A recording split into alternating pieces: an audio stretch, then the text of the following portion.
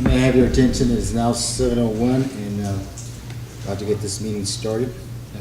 Roll call, please. Mary Moore. Julian Hernandez. Here. Patty Hinkle. Here. Aurora Garza. Here. Brenda Serino. Here. Robert Brown. Here. Ben Briscoe.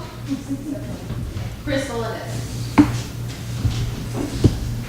Okay, we do have a quorum, so therefore, stand please for the, Mr. Richard, can you lead us, please? Let's go before the Father. Father God, we want to thank you so very much for all the good work that's being done in our community. We ask that you will continue to bless our community, bless our council members, all the city employees, and everyone within the city. I want to ask that you guide our thoughts and our words tonight as we go into this time of discussion. Make all of our words be productive, informative, and we'd also lift Mary Moore before you tonight, Father, as you do with her, as she recuperates through her process. Hold her close to you. These things we pray through Jesus, in the name of the Father, and of the Son, and of the Holy Spirit. Amen. I pledge allegiance to the flag of the United States of America, and to the republic for which it stands, one nation, under God, indivisible, with liberty and justice for all.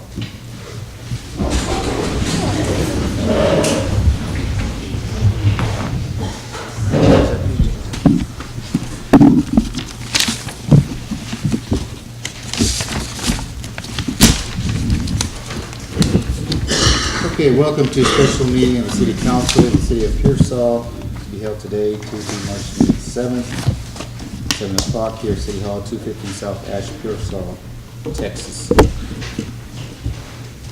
Okay, this time I ask everyone to please mute your phones, silent, so we get started.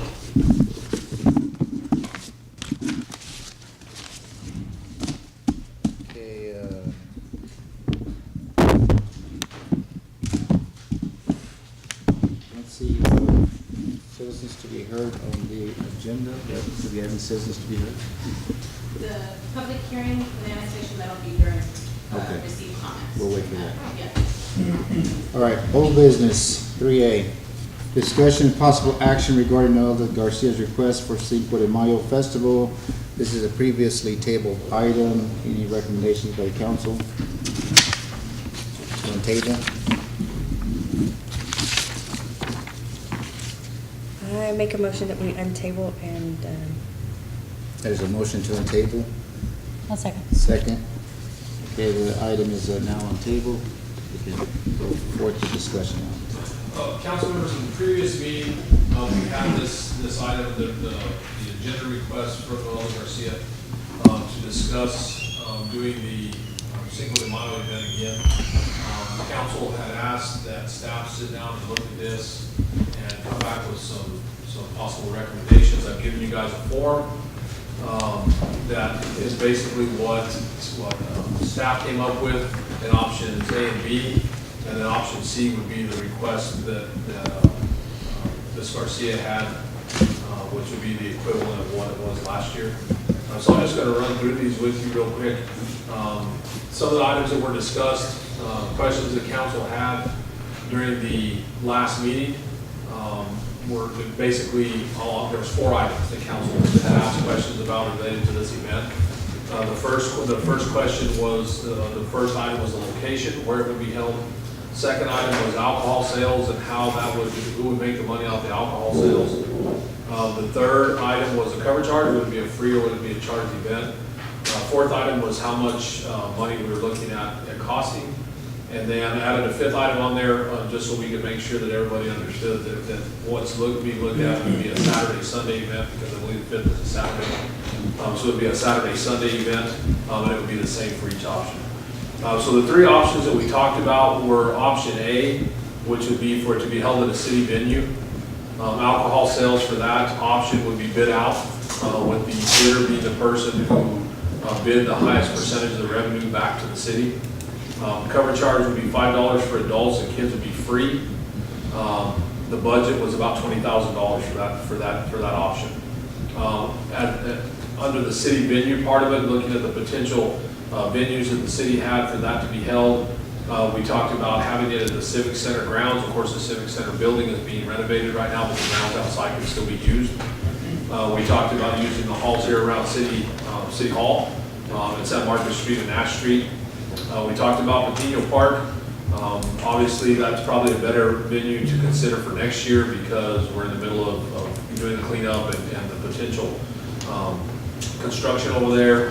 We do have some electrical problems in the park. We don't have electricity. The electrical system is not in good shape. So we put it out there because I know that's something the council talked about, wanting to try to get that event back over there. The fourth place we looked at were the fields behind the PD, the open area behind the PD. And then one other thing that we talked about was potentially teaming up with Frio County and looking at having it at the Frio Regional Park.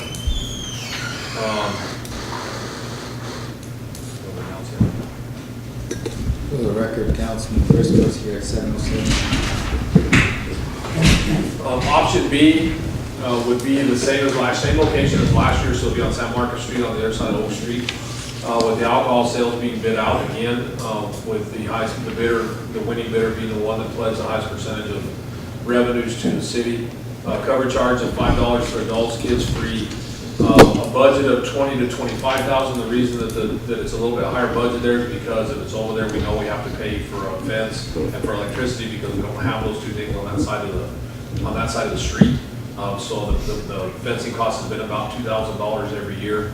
And I think last year the generators and those items were about $2,500 to $3,000 also. So there's an automatic $5,000 additional cost on the other side of the street. Same days. What Garcia's had asked for was to have it in the same location as last year, that they be in charge of the alcohol sales, that it'd be free to everybody. They asked for a minimum of $45,000 for the budget, and that it'd be held on the same days. A couple other things that we talked about in the discussion where we talked about here with the bidding out of the alcohol sales was that would be some revenue obviously for the city, however that worked out. So there's a couple things that we talked about with that revenue. Obviously that revenue can be placed back into the hotel occupancy tax, back into the budget that it came out of. One of the other items we talked about though was using that revenue and potentially using the revenue. Cover charge would be the same thing. Those two revenue sources could be put back into the fund for the budget for the event to cover some of the costs. Or something else we talked about was taking both of those and using those to start or create a Main Street revitalization fund. Because we talked about having that incentive program for the businesses to use to recover part of their costs if they fix up their front facings, and that might be a way to start that fund. So all those options are there in front of you. Be happy to answer any questions that you have. Just with the $20,000 to $25,000 budget, have y'all looked into any bands? Because I know that's Cinco de Mayo, that's one of the biggest things that draws the people is who's going to be playing. Sure, no, and that $20,000 to $25,000 budget's not going to bring in big bands. When you want to bring in big bands, you're talking about a $50,000 to $60,000 to $100,000 budget to do that. And so, this was one of the discussions that we had last year when we were talking about this, is where do you get the biggest bang for those dollars, the limited amount of dollars that we have in that, and trying to find, and I think this is what led to the discussion last year about redoing the hotel occupancy tax guidelines and how we were going to utilize that money. Because you want to make sure that it does bring back the most bang for your buck when you do it. And that primary measure is the heads and beds. And $100,000, if you're selling 25 motel rooms or 50 motel rooms, is that the kind of investment you want to make to be able to do that? It doesn't take $100,000. Last year was done with a budget of 40. So it doesn't, and last year Signal came and the budget was only 40,000. And how much did Signal charge last year? It was free. No. How much did they charge? band. I believe they charged 12 or it was a little bit between 12 and 15. I don't have the exact numbers, we can get them, but you're not gonna, you can't do a 2-day event with $20,000. Not if you want, an actual band or bands that are actually gonna pull people in. You can do it with 40, but you're not gonna do it, I mean, it's not gonna cost you $100,000 either.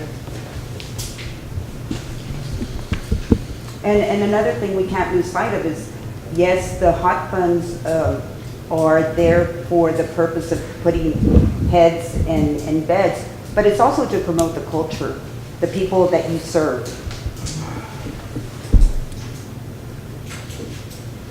Do we have an idea of how the hotel occupancy was affected last year by the event? What they provided to us after the event was a summary that estimated 24 motel rooms for the event. For both nights or one night? So it just says 24 motel rooms.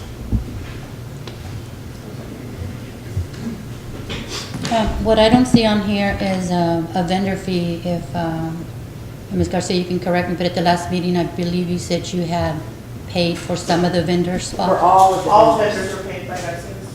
And that money was paid to the city? The city. So I don't That's see in lieu of any, having, them pay the vendors and also having a admission to go in. It's kind of insulting if you get a headliner and you're charging $5 at the door. It's an industry thing. And not only that, also we pay these vendors, the UFC fight that was also shown, Garcia's paid for it, that wasn't paid by out of the house. That was a $3,000 match that Garcia's paid. As a draw. Yeah. so if we don't see any vendor fees on this option, is that saying the city's waiving vendor fees? No, it wouldn't say that the city would waive vendor fees under any of those, because the ordinance doesn't allow, the ordinance says that they'll pay vendors.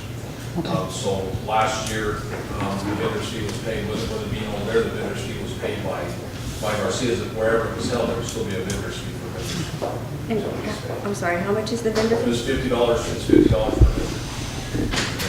And that was actually put back into the budget last year, it was spent as part of it. Do you remember how many vendors we had last year? 12. There's 12 paid for. Yeah, it was 12. It was $600.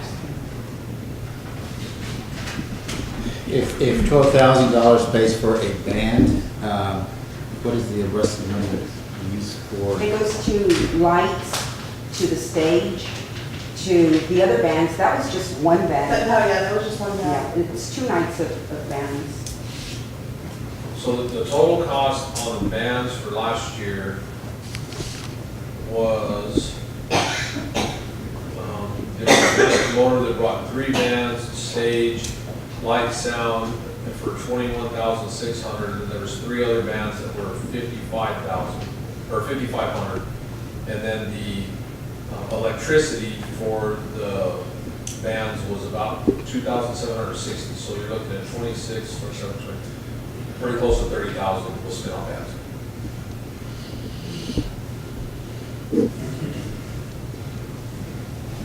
You guys have a breakdown as to what the 40 or 45 went to last year? That's what I'm reading off. Yeah, so Mr. We didn't handle the money. It was all done through the city. And that's, that's the way we prefer. The only thing we can do is pay for the vendors. We provided all the ice for the vendors, most of the vendors, all the ice. We had an extra buffer that was on the grounds to prevent an incident like in 2016, along with the security. What was that incident? It was an individual that was making sure that there was, he was checking, making sure that people were not coming in through the back gate with, or starting anything. He was just a person. Do we have a copy, can we see a copy of that?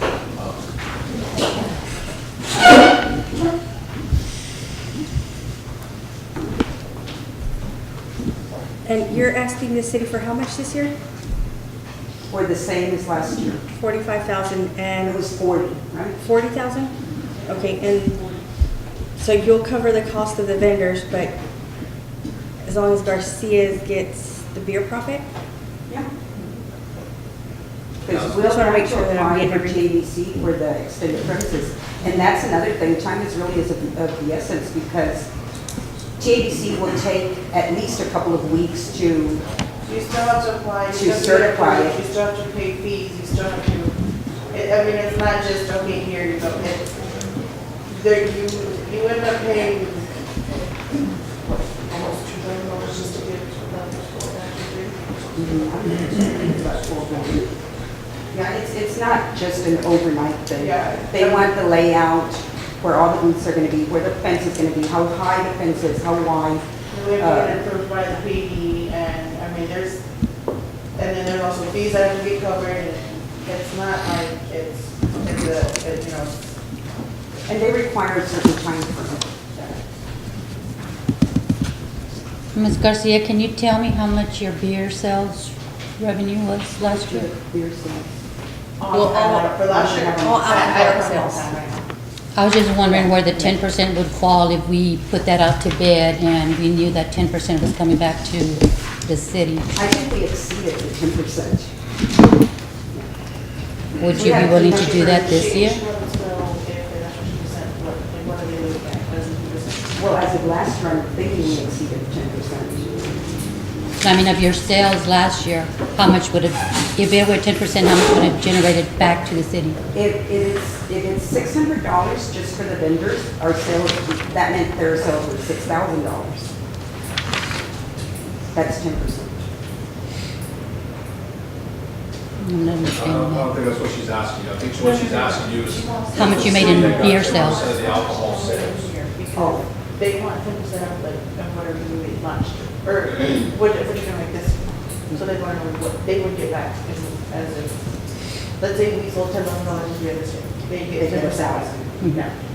She wants to know, you know, what last year's sales were, so that they can go. Just a on. ballpark And that's figure what I'm for saying, 10%. probably exceeded 10%. Right? Well, after things are between and, well, what she's saying is we went over the 10%. I mean, we would have gone over the 10% last year with everything that was impacted by us.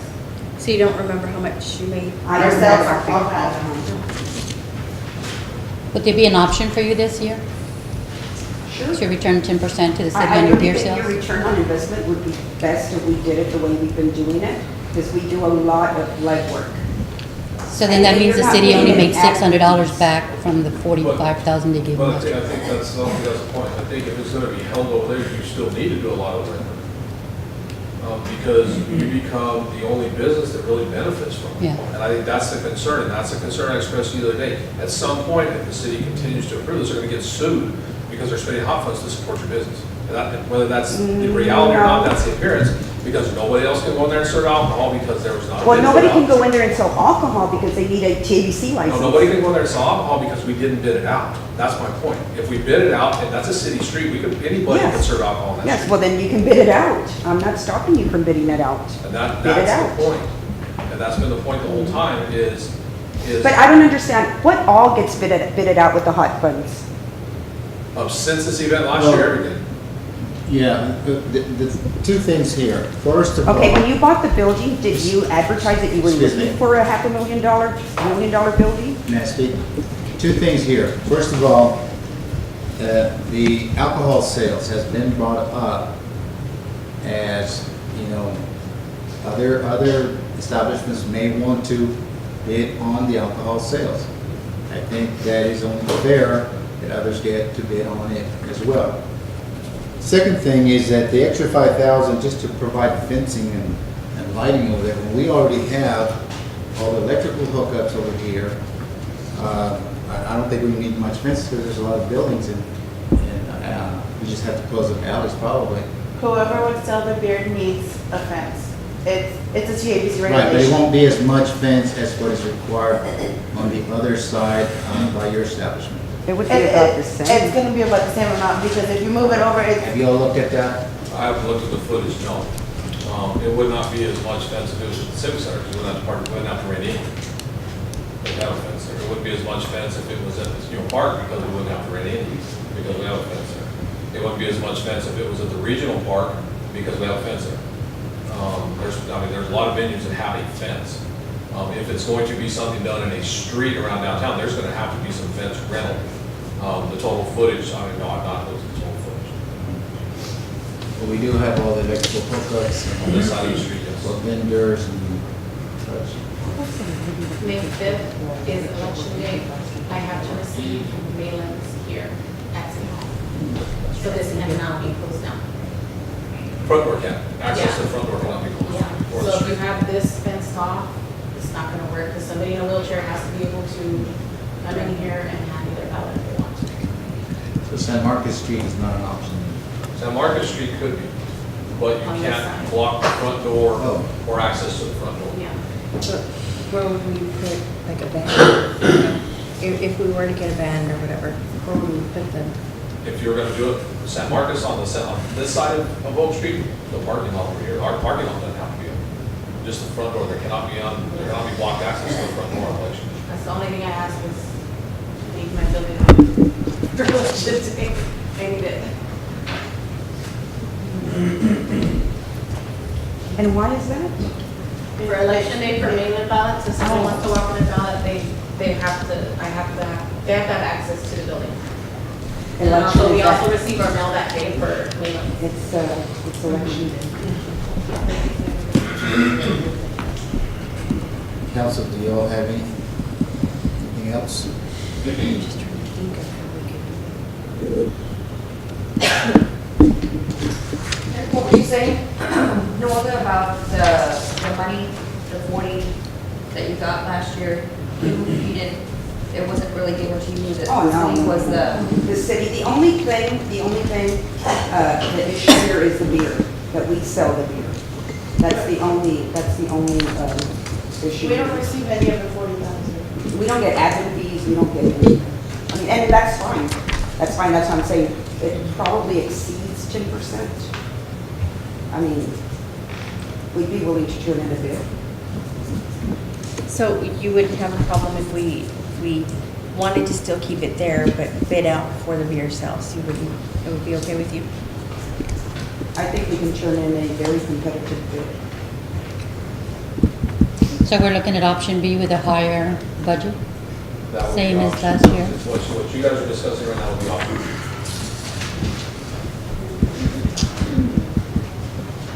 and so you don't, I'm sorry, you don't have any numbers as far as how much profit you guys make from No, that? I don't have any with me. I wasn't asked to bring it. But would you be able to get that information for us if we were By to? when? I mean, you couldn't I'm make meeting a call Thursday again. right now. I'm here. Go to work. I'm here. The only other person that doesn't know where anything is me, and I'm here.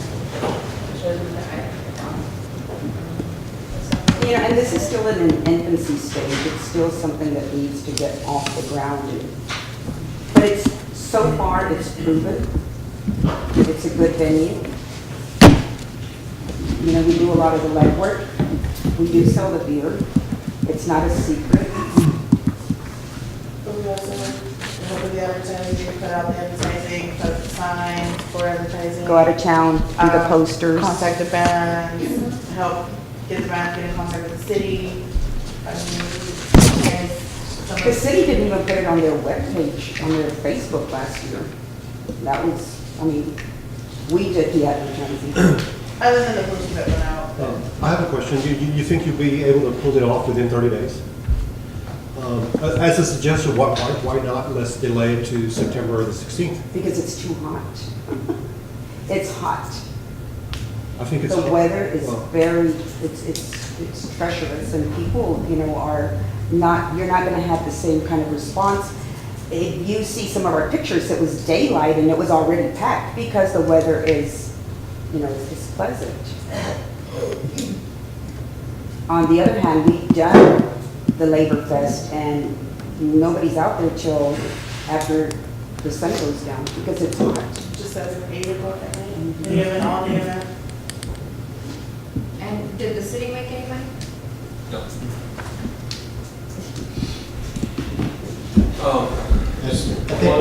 One other point, if you guys do have more questions that you want them to try to answer, then you need a little bit of time to do them. The way that the agenda is set up, and you have a public hearing to conduct two, and the business item is set for after that. So there's probably an hour's worth of time for them to get you some more answers if you have some more questions about it. Well, I mean, for me, I mean, 40,000 is a lot of money. It's a lot of money, but I think sometimes too, you know, we try and cut corners, and then we find out how much work it really is. And so, I mean, is this something that the city's gonna be able to do? All of the things that they've been doing? Oh, Well, they- some of the things that what we have to consider is that our hot tax money, we have been utilizing funds from hot tax for projects, like splash pads and then the Lions Club renovation and such. So we need to exercise good judgment as far as how much money is actually in that fund. And, you know, 45,000 for a couple of nights, that is a lot of money. There's also another event in town on that weekend, I believe, at the A&D. So, you know, we're going to be competing as well there. Last year, there was 4 other events held on the same weekend as our event, and we had 4,000 people in attendance. Right, and the dance was free and Cinco was here, and a lot of people came because it was free. You know, if that's how we want to go, provide free dance, it's up to the council, but I really do think that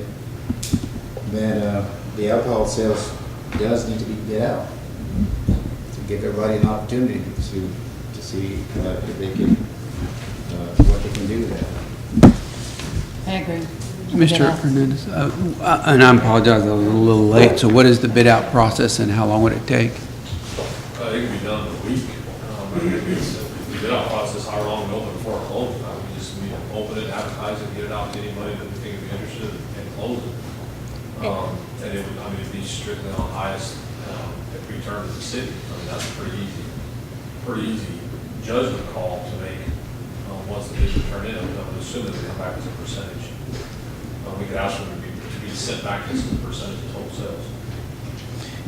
And so what's the difference between the 25 and, I mean, why the 45,000 for option C and then the 20,000 for A and B, what? A and B were options that staff talked about. And I mean, the reason that option A and option B were in that $20,000 range was because we were trying to keep them comparable to what the 4th of July, what we spent on the 4th of July. Okay. Option C, I put 45 there, I thought that's what she had said they had asked for. She said 40, that was because they asked for the same as what they had last year. So option C was just based on their request. For 4th of July, y'all had 2 bands? Like 3. 3? Okay, for the Cinco Mayo, there was what, 7? I think so.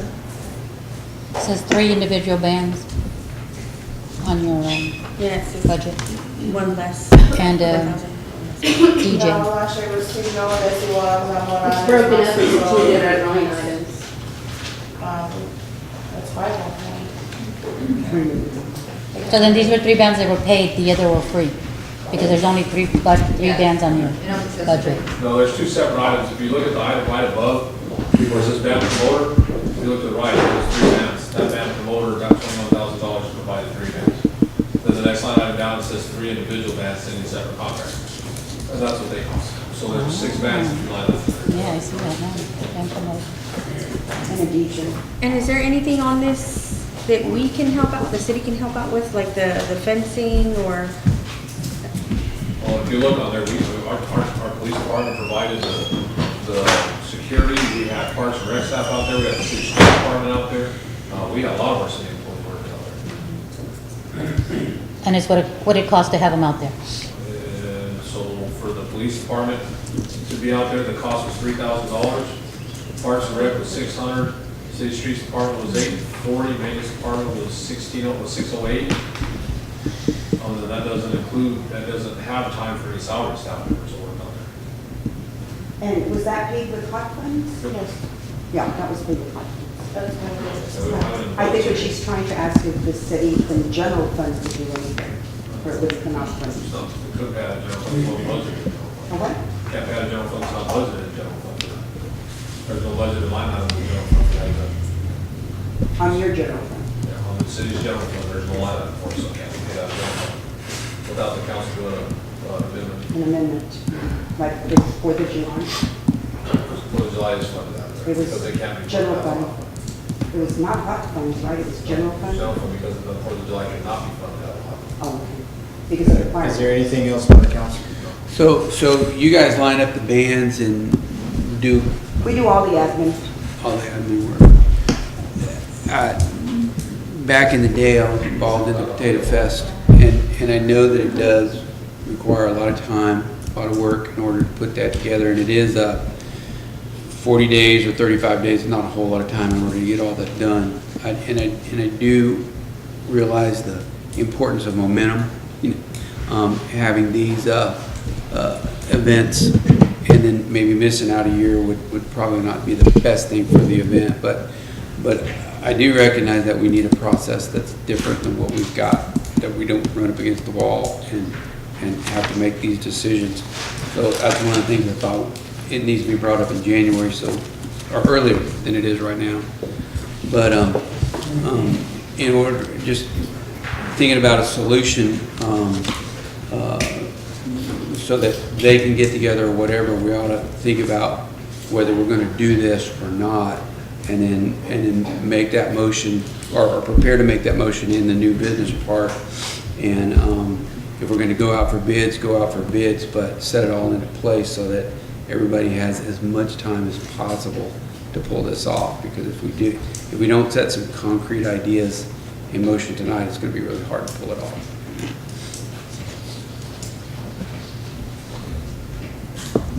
How was the 4th of July beer vendor, how did they compensate the city? It was done on a percentage. It was 100%? No, it was done on a percentage. What percentage?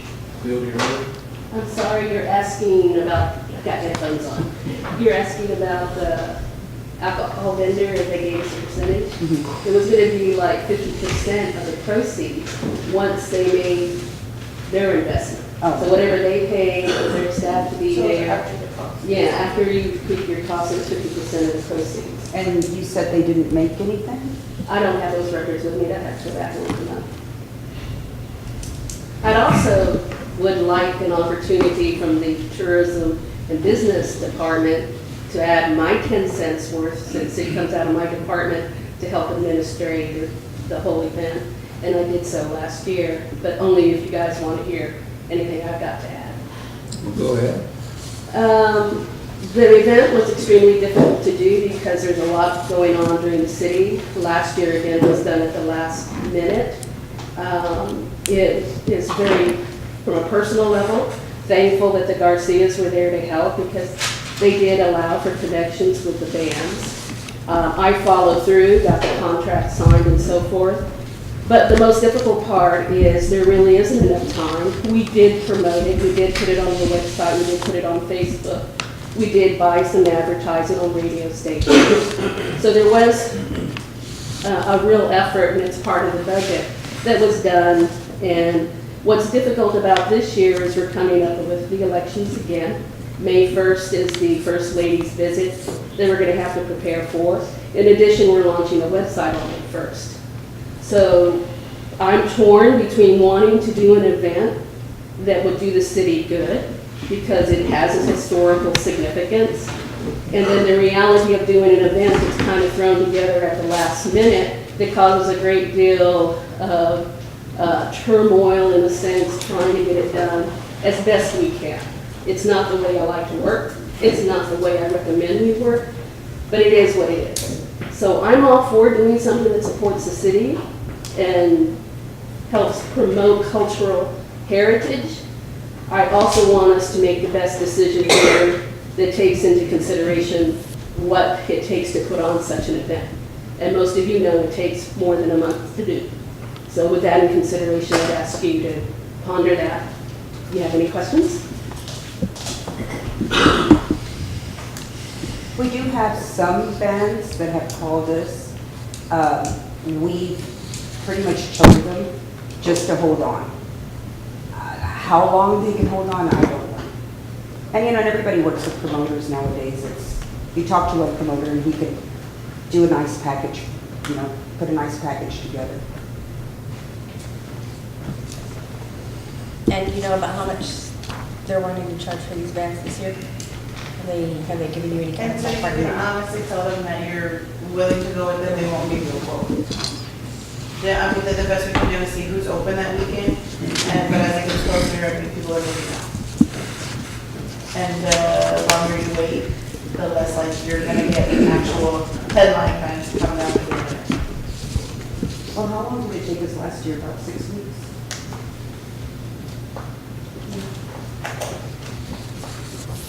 So you actually have less time this time. We have about a week less. And that's what my suggestion is, well, why not wait till September 16th? Because of the weather. Yeah. And then I think September 16th has more, the emphasis in the Hispanic community than Cinco de Mayo. Well, that's subjective. Yes, what? Can we comment? Yes, sir. Well, I wanted to respond to your question, Robert. The event has momentum, and the organization that's done it, they've been successful the past 3 or 4 years. People are kind of anticipating it, and it's proven.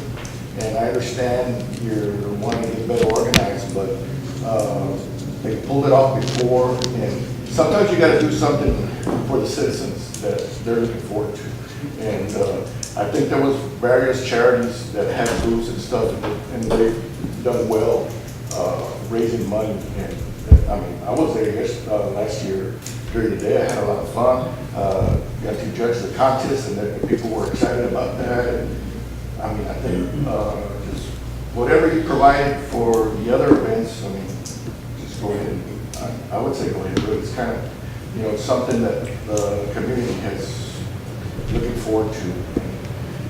September, yeah, I agree with it, it's kind of warm, but if we get lucky in May, it could be pleasant. And there was an event that was held by the city, it cost the city, I think, $80,000, and you had 100 people show up. Well, It's hot. That's a mistake we're trying to learn from. Well, and one of them could be the weather. I do want to point out one thing, though, that I heard Mr. Robledo say we have to be very careful with. You can't use hot funds to make your citizens happy. Hot funds have a very specific purpose in the statute, and that's not to have a big party in town for everybody to go out and have a good time. We have to meet legal requirements when we spend this money. And so I just want everybody to keep that in mind, that, there's money there, and it'd be great if we could just do, everything. It'd be great if we could go streets with that money, but we can't. Take what might be a big old beer party with Mexicans is something else to somebody else. Well, I am not going to put up. I think that's out of line. Well, okay, well, I mean, it's subjective, here I go again, it's What you subjective. said- what you said was not subjective. If it is That a comment- big beer party, That comment is. okay, I take it back, I take it At back. this time, we'll close that discussion. It's got its cultural effects. Cultural effects can be really overshadowed and overturned with comments. Don't forget that. We will close the discussion at this time. Next on the agenda is a public hearing. We have a motion to open the public hearing. I so move. Second. There's a motion, the second, all in favor? Aye. Yes, sir. Mr. Chairman, Council, I think what we'll do tonight to start the public hearing off, I have a presentation put together based, that kind of sums up everything that we talked about at this point related to annexation. It's a quick, not a quick overview, but it's an overarching set of information to kind of give everybody an idea of, from start to finish, what this is supposed to look like, what we've done, and where we are now. And I think I'm going to ask Bobby, anytime here, Bobby, during this, if I miss something, if there's something you think was more, please jump in and clarify or add to it if you really need to add to it. So during this presentation, we're going to talk about the proposed annexation area, reasons for annexation, what we need to do to meet the annexation requirements both before and after. The recommended service plan, which is something we've talked about in the meetings up to this point quite a bit.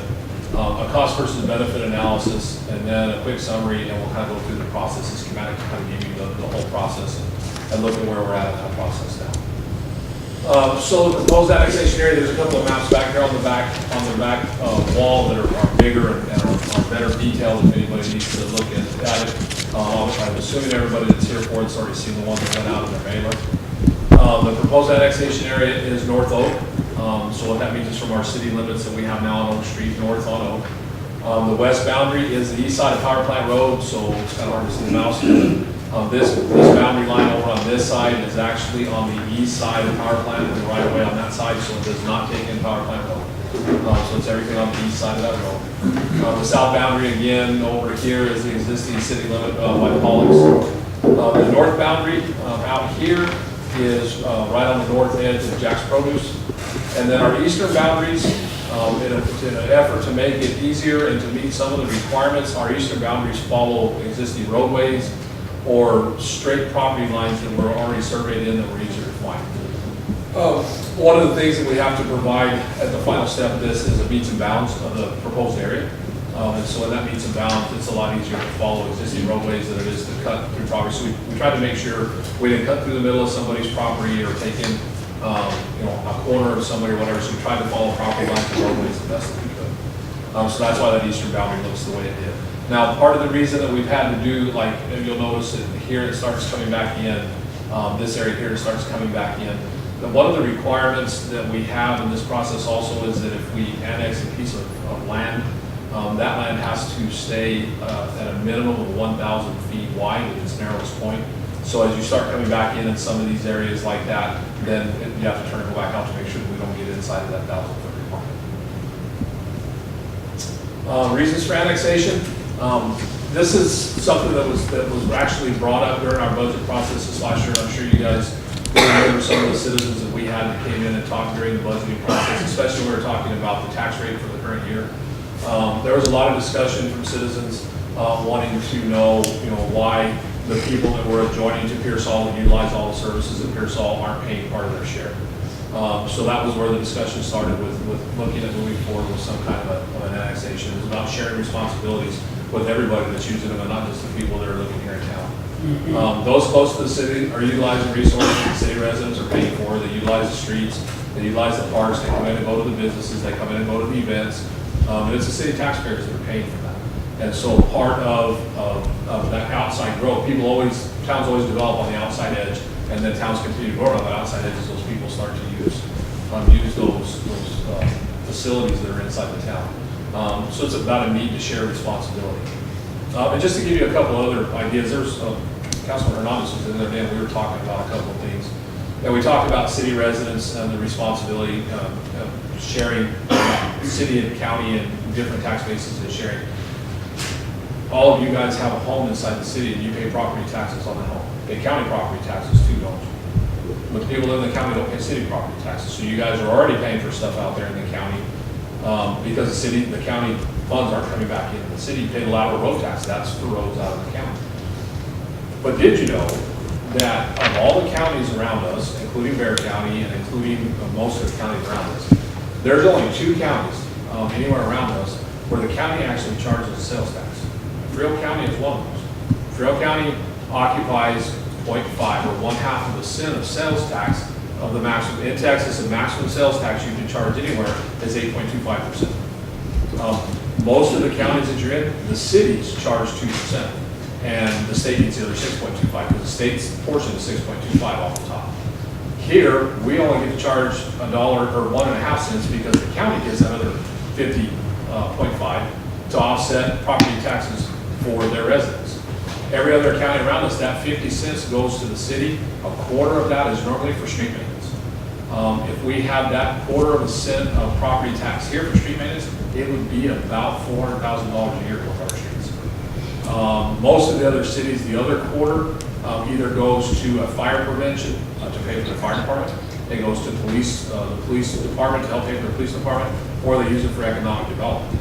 Or they split them out and do an eighth and an eighth between some of the others. But almost all the cities around us, in their sales tax, they pay the same sales tax that we pay. If you go to Divine, they pay the same sales tax, 8.25, that we pay, but the city gets 2% of that and not 1.5%. So there's another 25% of the revenue source that the city has that's being taken and put into the county budget, that's being taken out of what we could be using to rebuild streets or to do whatever else we needed to do here in town. So some of the requirements before the annexation, state law provides minimum requirements. The annexation falls under a small under the small annexation requirements, and Bobby's talked to you about this quite a bit because it's less than 100 tracts. The city is allowed to annex up to 10% of its total land mass each year, or up to 30% if no annexations have occurred within the last 3 years. So our total land mass right now is 5.95 square miles. The allowable under this, because we've not had an annexation in 3 years, the allowable is 1.785 square miles that we can annex. It can be done in phases, and all the lands that you annex must fall within the city ETJ. So the ETJ is that 1 mile buffer around our city limits, and everything that we annex has to fall within that ETJ area. Afterwards, after an annexation is completed, there's minimum requirements that the state requires there as well. The city must begin providing equal services to the annexation area within 2.5 years. So any service that we provide for residents inside the city right now, if we annex an area, then we have to provide those same services to those people outside of there. That's what the service plan is for. We'll go over the service plan here in a little bit. Law requires that we have substantial completion within 4.5 years, and then the city has up to 10 years to complete all the work to be done. The recommended service plan was provided with the annexation letters and to the council at the onset of this process, and we'll have it up here again tonight. We've had many from the area suggest that they don't want to have water and wastewater services provided. I think our city attorney spoke to you guys about this quite a bit during the one meeting that we had about providing water and wastewater. So everybody's out there right now, some of them may have city water already. There's gas out there, a big chunk of this also. But they may not want the wastewater. They may not want the water because they don't want to pay the city bills. We had discussed in this before that was kind of something that we had to do. I think Bobby's maybe has a little bit different opinion on it now that in this area if everybody chooses not to have water and wastewater put in, then maybe we don't have to do it because there's other cities that are if the consensus out of the area is no, we don't want the services, then I don't think the city should put any services in. But that's something that we can talk about. If we do provide services into an area though, then all we require to use the service because it has to be paid for. So we would have to require everybody in that area to hook up to water. If we put additional water out there, we would have to require everybody to hook up to the sewer if we put additional sewer out there. If all agreed to no services, then it's something we can discuss with Bobby a little bit later. Cost versus benefit analysis. So based on the current appraisal values of the current city's tax rate, the annual property taxes to be collected in the area of the annexation would be about $66,288.89. The cost of the wastewater system alone, if we have to put the wastewater system in, is about $1.84 million. We have water to a bunch of it out there already. We have gas out there already. That revenue doesn't include the additional revenue from sales tax, and that's estimated to be between $300,000 and $400,000 a year in sales tax. But don't forget, this area we're grabbing is primarily businesses, so there's a lot of sales tax out there. This annexation also extends the ETJ, which would make annexation of the power plant possible. So it boils down to the city cannot sustain what it has and invest in any growth without continuing to annex. The city cannot implement the allowable street maintenance tax due to the county charging the sales tax within the city. The county sales tax also precludes the city from considering the economic development tax, fire prevention tax, or the secure cities tax, which is the police department tax. The city can only continue to grow by getting bigger and sharing the responsibility for funding what we have with those outside the city limits that utilize our infrastructure. So here's kind of the process. Starting up here, the council passed a resolution to consider annexation. Staff prepared the information for council to consider. We came back and gave it to you, and that began the public process. The letters were sent out. Anybody that's come in with questions, I tried to make sure that we answered their questions. I know Bobby's had some people call with questions too. We're right here in the public hearing phase. This is one of 2 public hearings. There'll also be another one on Thursday night at this location at 7 o'clock.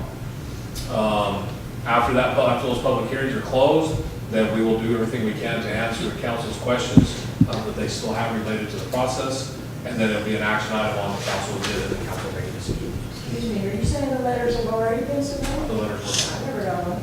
We I never got the letters, I don't either.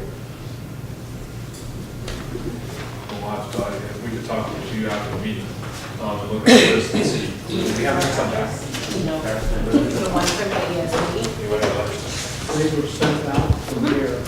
They wouldn't come back, they wouldn't come back to this. We have them come back. It was everybody on the list.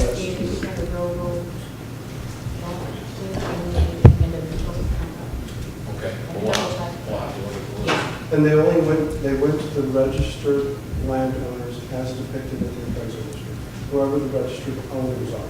At that address. So as of August of 2017, if something was purchased, you would have that residence address? If the appraisal district could put it in.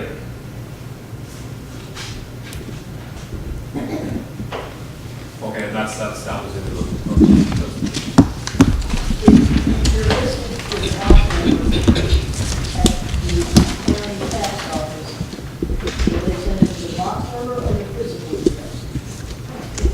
It went to the mailing address as listed in the appraisal.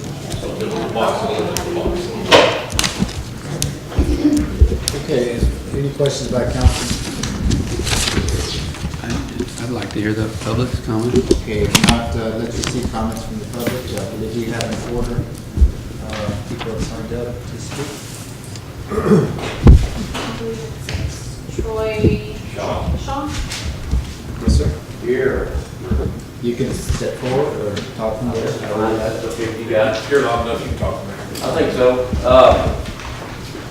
How much, what's the time limit here? Is there a time limit? Well, no. Not that I'm gonna take all night, okay? Don't worry, don't worry. We'll try to stay around 5 minutes. If it's Oh, okay, yeah, that's no problem.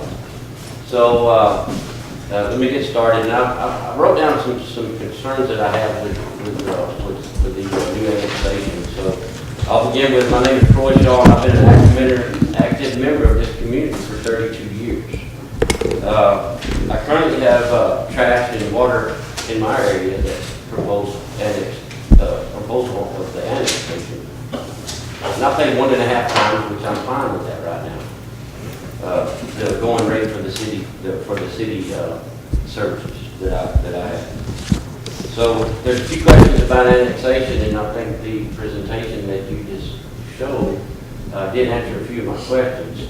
And so I'll just go over those things just because I have it written down and maybe some other people don't understand it. I've been researching this thing and hopefully y'all have some questions for you guys that you guys can answer.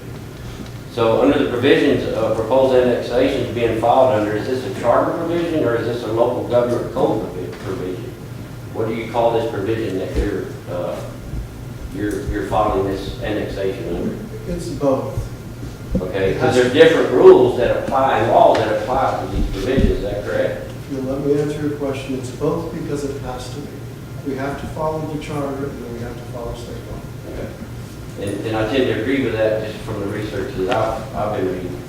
So if the laws are being followed, which is the 2.5 years for the services and things you explained in the presentation. So with that being said, I have some other concerns about that because I just recently bought a property in 3 acres over here on Leon and Roosevelt. And I approached the city about getting services to that facility, which is Roosevelt. It's been in the city limits for a long time now. So I approached the city about getting the water and a sewer hookup. And I received back an estimate of over $9,500 to run 225 feet to get water to my property. I think that's unreasonable. So with that being said, how are we going to move forward to get these guys water and facilities, sewer facilities, and is it going to cost that much for them to do the same? Okay, so if they're hooked up, if we're hooking up at the time of the infrastructure going in, no, it won't cost. Okay, so what's the difference on Roosevelt? Well, I got to pay $9,500, and it was explained to me this way. And I hope you guys really hear what I'm saying here. The estimate wasn't for a 2-inch line that serves me. It was for a 6-inch main line to build the infrastructure for the city, but I was going to be responsible to build implement a 6-inch line for one customer, which is me, because the customers on either side already have water services of my property, of my 3 acres. So if extension of the line, if extending the 2-inch line is not sufficient to provide necessary flow, or if we go past an area. Well, I'm not sure, because that was a question that I did ask, and the question was, why do I have to pay for a 6-inch line when it dead ends on both sides? So my point is that what is sufficient, and where are the lines that we need to attach to, which, you know, I was told, and there was an estimate of $9,500 to run 245 feet. And it would be based on which system you're tied into, how it's looped, in the internal system that we have right now. I agree, but this is just some concern, is if we have facilities run through our properties, which is being annexed, what is it going to cost the customer to be able to connect to those facilities? Which, this has been in the city for years, and it's going to cost me $9,500 to get a water meter hooked up. Well, but if that would, when that part of the city was annexed, if there would have been a house there, it wouldn't have cost you to have that line put in. I tend to agree, but $9,500, that's over $42 a foot to get city service and water. It depends on what kind of line's going to go in there. For what customer? Well, but we can't always just look at it. But we can revisit that. That's not for here or there, but that's just a concern I have moving forward with this annexation, right? What's it gonna cost these customers to get hooked up? So who's gonna benefit from this? Is it the city just for a revenue grab? Or are the citizens actually gonna have a benefit from it? Which is city, street lights, city water, sewer, street lights, that sort of thing. Is it just a revenue grab? Well, it's not just that, it's police protection. Well, it's you fire kind of protection. explained that, and I'm glad you did. That explains what my concerns are. And in closing, I'd like to say, remember, that annexation should be a benefit to the city as well as the citizens and the homeowners being annexed. Y'all agree? Absolutely. And my only point with this is we just had our elections, county elections, right? We just elected our officials. So you guys, as city officials, we have no control in voting for or against or into office, not being in the city, right? I can't vote for you guys, right? Any of you guys. However, y'all can take control of our area and dictate what we do with our property from here on out if we're annexed. Give us an opportunity to vote, to say our piece, to elections coming up, right? Why can't we have the opportunity to get in to vote for people that may decide or not decide to annex us? It doesn't seem fair that we have no county commissioners here to represent us, do we? Is it legal or is it not legal? I see you moving in your chair, and that's fine. I'm just saying I don't think it's right for us not to have a representation here from the city or the county to be able to speak for us in this annexation process. To answer your question, you can't vote in the city election because if you're in the property proposed to be annexed, you are not a resident of the city. I totally agree. You're not eligible to vote. Once you are annexed, if the annexation occurs, then you can vote for that. I totally agree, but it's the point, it's mute, it's too late. So what It's already been decided. you started out saying was whether we've had to follow the charter or state law. We have to follow both, and that's what the law is. That if you don't live in the county, you can't vote in the county elections. If you don't live in the city, you can't vote in the city elections. Once you do, then you can participate fully.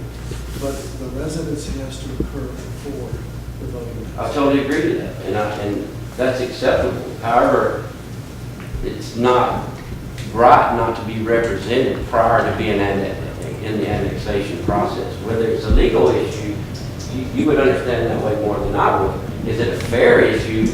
I would understand that more than you would. Sure, it's just a question. You can't vote in some other city's election if you don't. How about do a poll of the citizens that you're fixing to annex?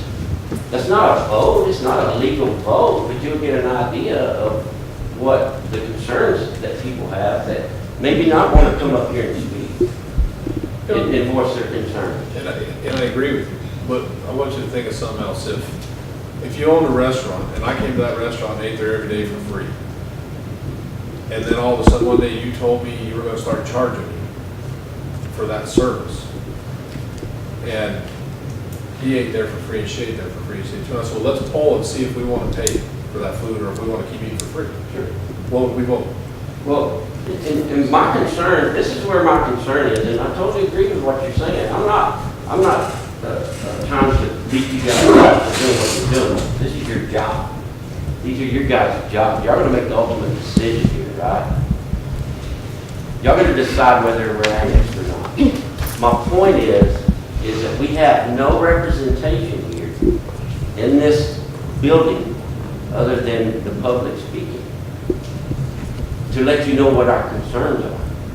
Because we voted, none of us in the county voted for you guys or had the opportunity to vote.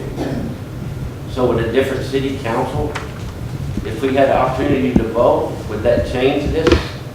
Would it change this? Who knows? We'll never know because it's not a legal way to do this, right? It's just, in my opinion, we have no representation here, other than, I know several of you up on the council. Known you for years. So that's my point, and that's what I wanted to stress. Don't take this in a way that it's just a concern. When you're used to doing things from your own property, the way you want to do them, whether it be burning brush, building buildings, and then now all of a sudden you're going to be told what your restrictions are and how you're going to do things, and it's just a little disconcerting to me. I appreciate you guys' time, and we'll see what happens. Well, I think there's one thing you missed. You did have representation here tonight. Well, that's my point, and I appreciate you guys listening to what I have to say. Sorry, my voice is a little raspy, the old skip to me. Can y'all do anything about that for me? Anyway, on a lighter note, I just want to say, it's just, it hits you a little hard when you see it in the paper, and now, as many as the tax burden increases, now it's even increasing even more. And I understand, and I'm glad you brought that presentation up, because I had a lot of items in here that I was going to bring up about that. And now that you've made it public, then I understand that you guys are going to move forward. So, because I haven't seen anything prior at all. So, Thank you, sir. thank y'all.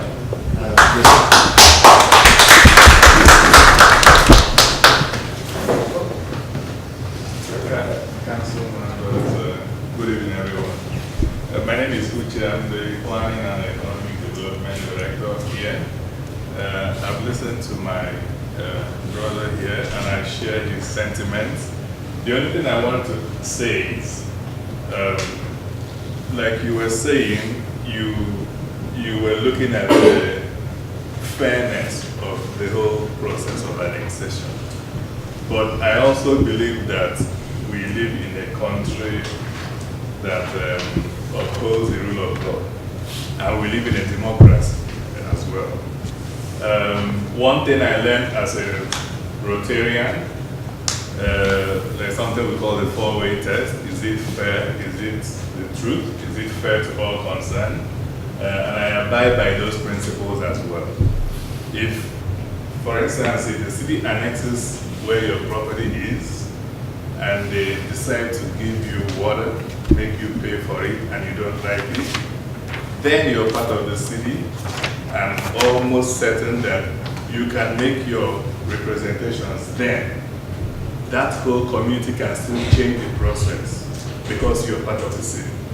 So it doesn't matter if they're deciding your fate now when you are not part of the city. When you're part of the city, you have every right to say, we don't want this. If we're part of the city. Okay. If you're part of the city, you have every right. The point I'm making is, you will still have a right to share your views that will be heard, not from outside. Okay? It's almost like, take immigration for instance, or colonization back in the day. Okay? If the US, they want to include Alaska, the last state, before they did that, the people in Alaska did not want to be part of the US, but they wouldn't have any voice because everything will be decided within the US until they become part of the US. You wouldn't expect them to hear their views first before they take a decision whether they want them to be part of the US. So once they now come in, they can now make representation because we have a strong legal system here. And it's going to work. So if you don't want the water, you can make that representation. That's what I want to say.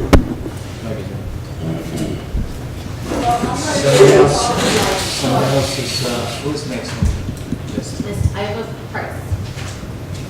This price. Not a very good talker like Troy is, but it's sure gonna make a lot of hardships on the people that live out that way. Can you show me on that, what you have pulled up right there, how far the water and gas goes? Because in your thing a while ago, you said something about, a lot of people have water and gas out there. Xavier, you want to go up there and point it out?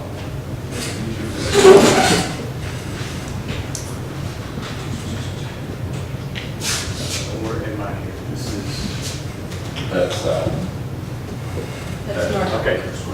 South is south and north is north. You have water up to, I believe it's Fields Road here.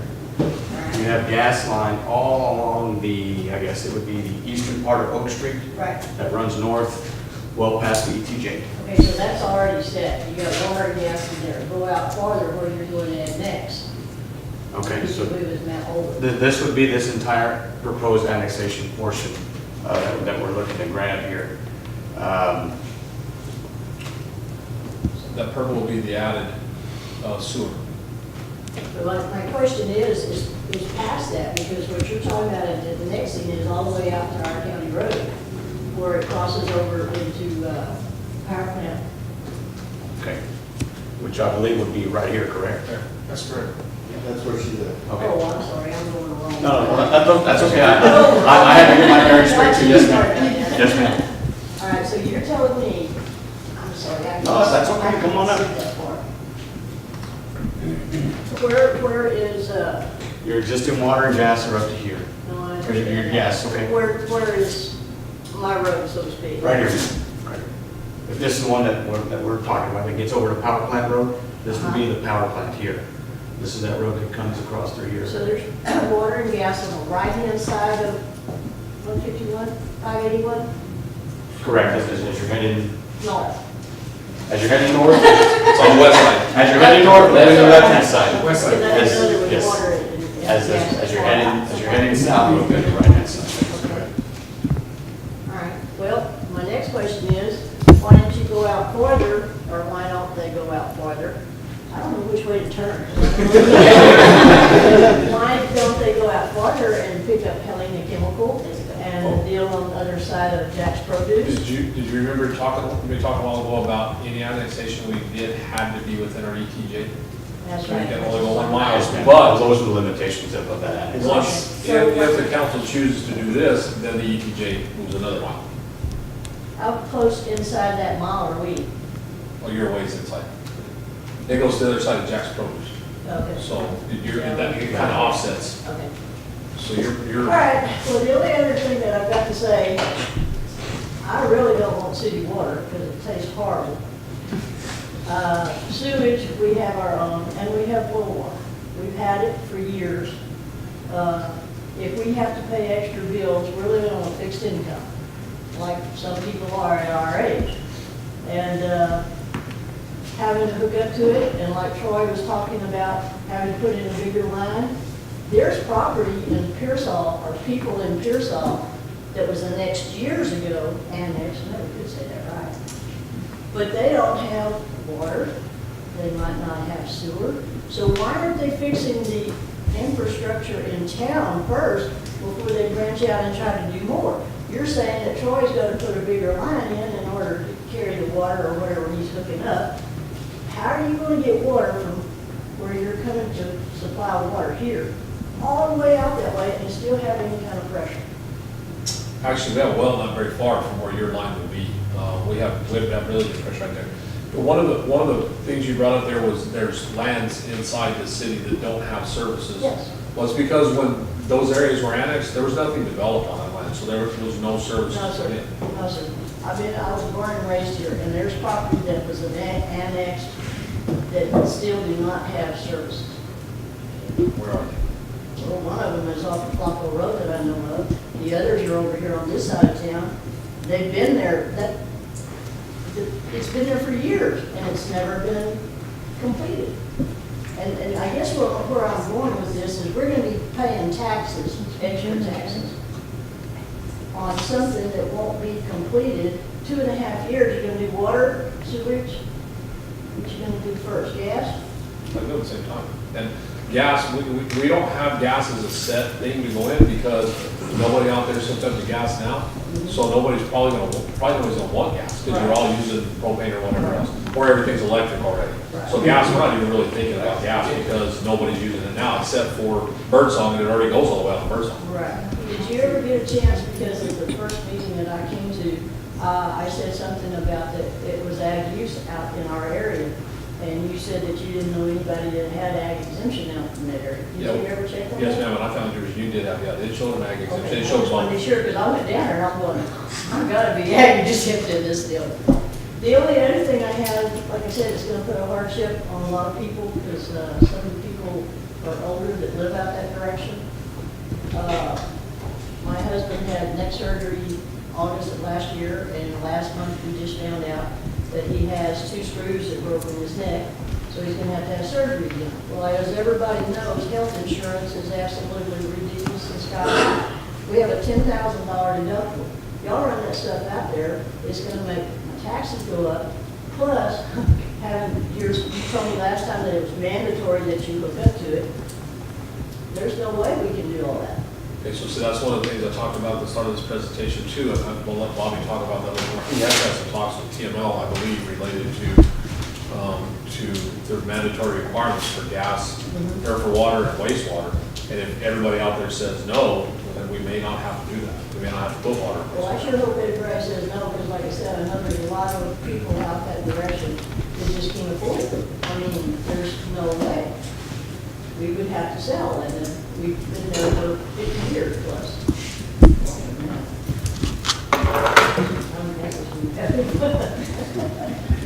Anyway, that's pretty much where I am. Y'all do whatever you think's best, but I sure hate to leave Pearsall when I was born and raised here. Thank you, ma'am.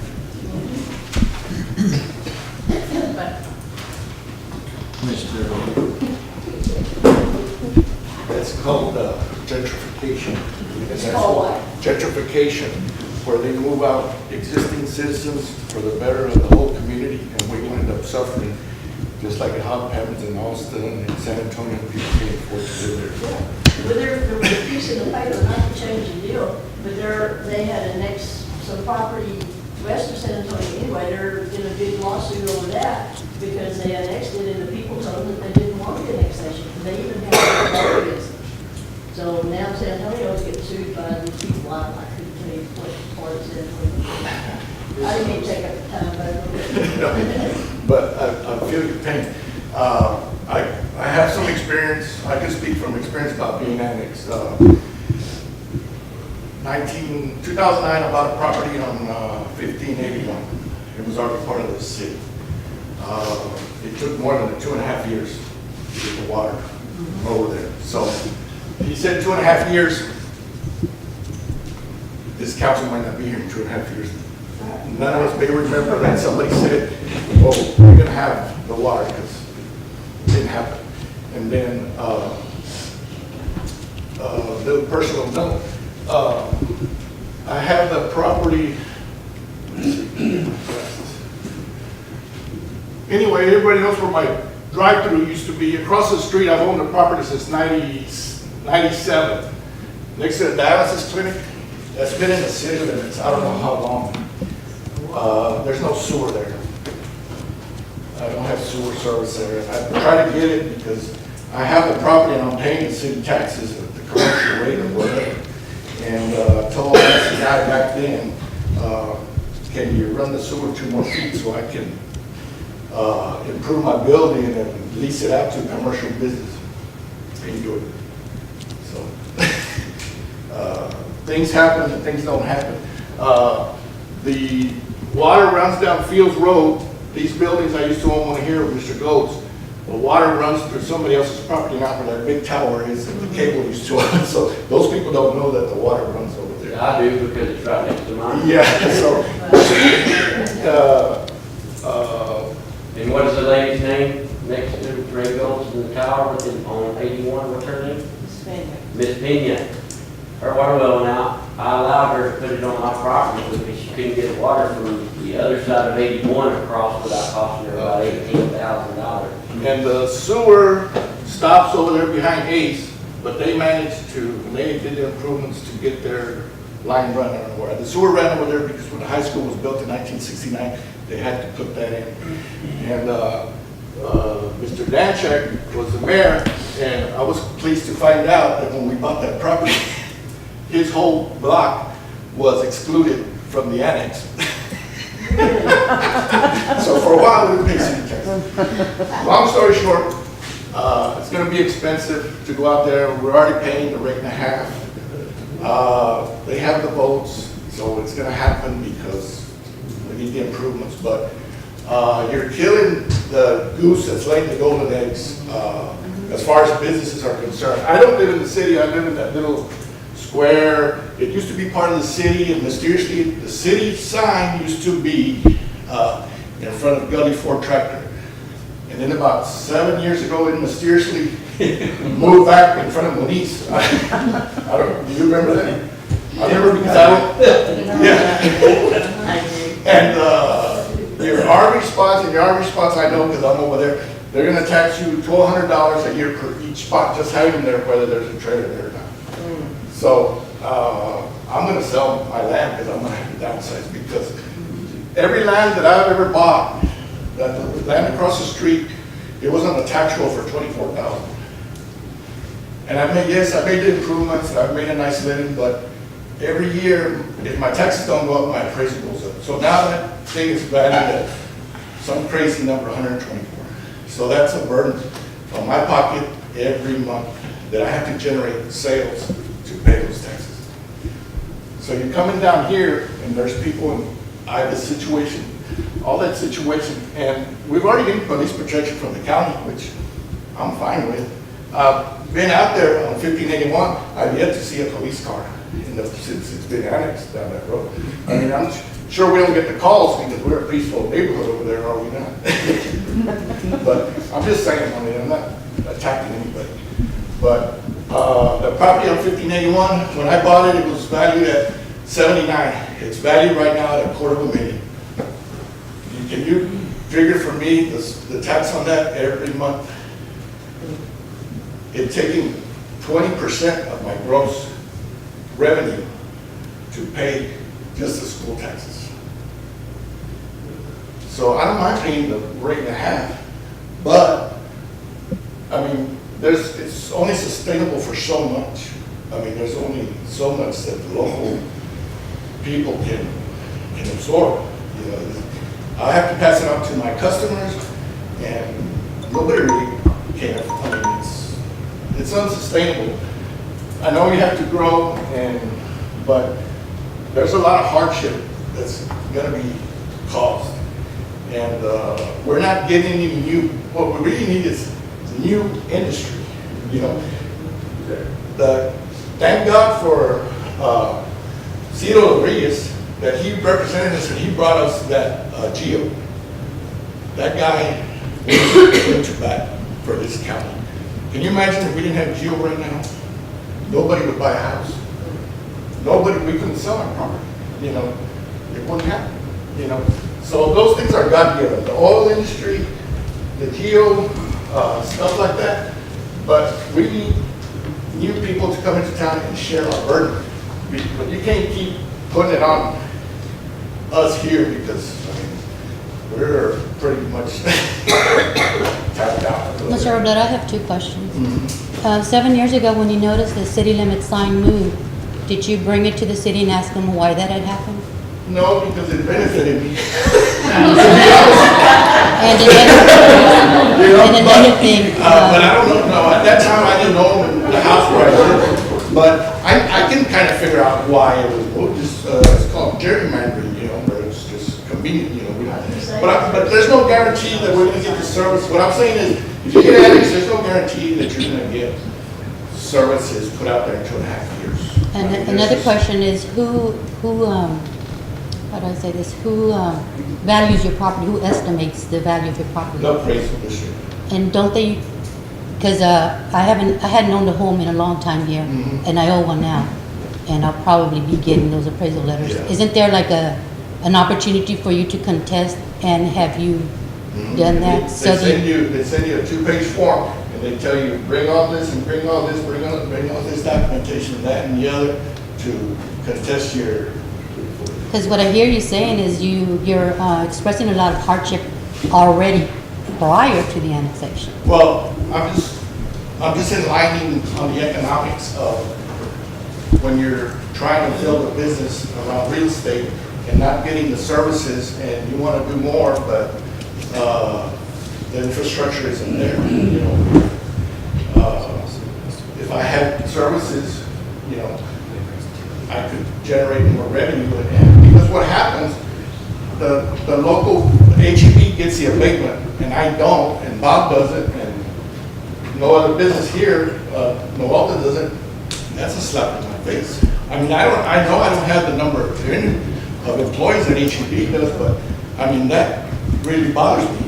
I mean, why do they get a tax break? I mean, when I've been, you know, shoving as hard as I can.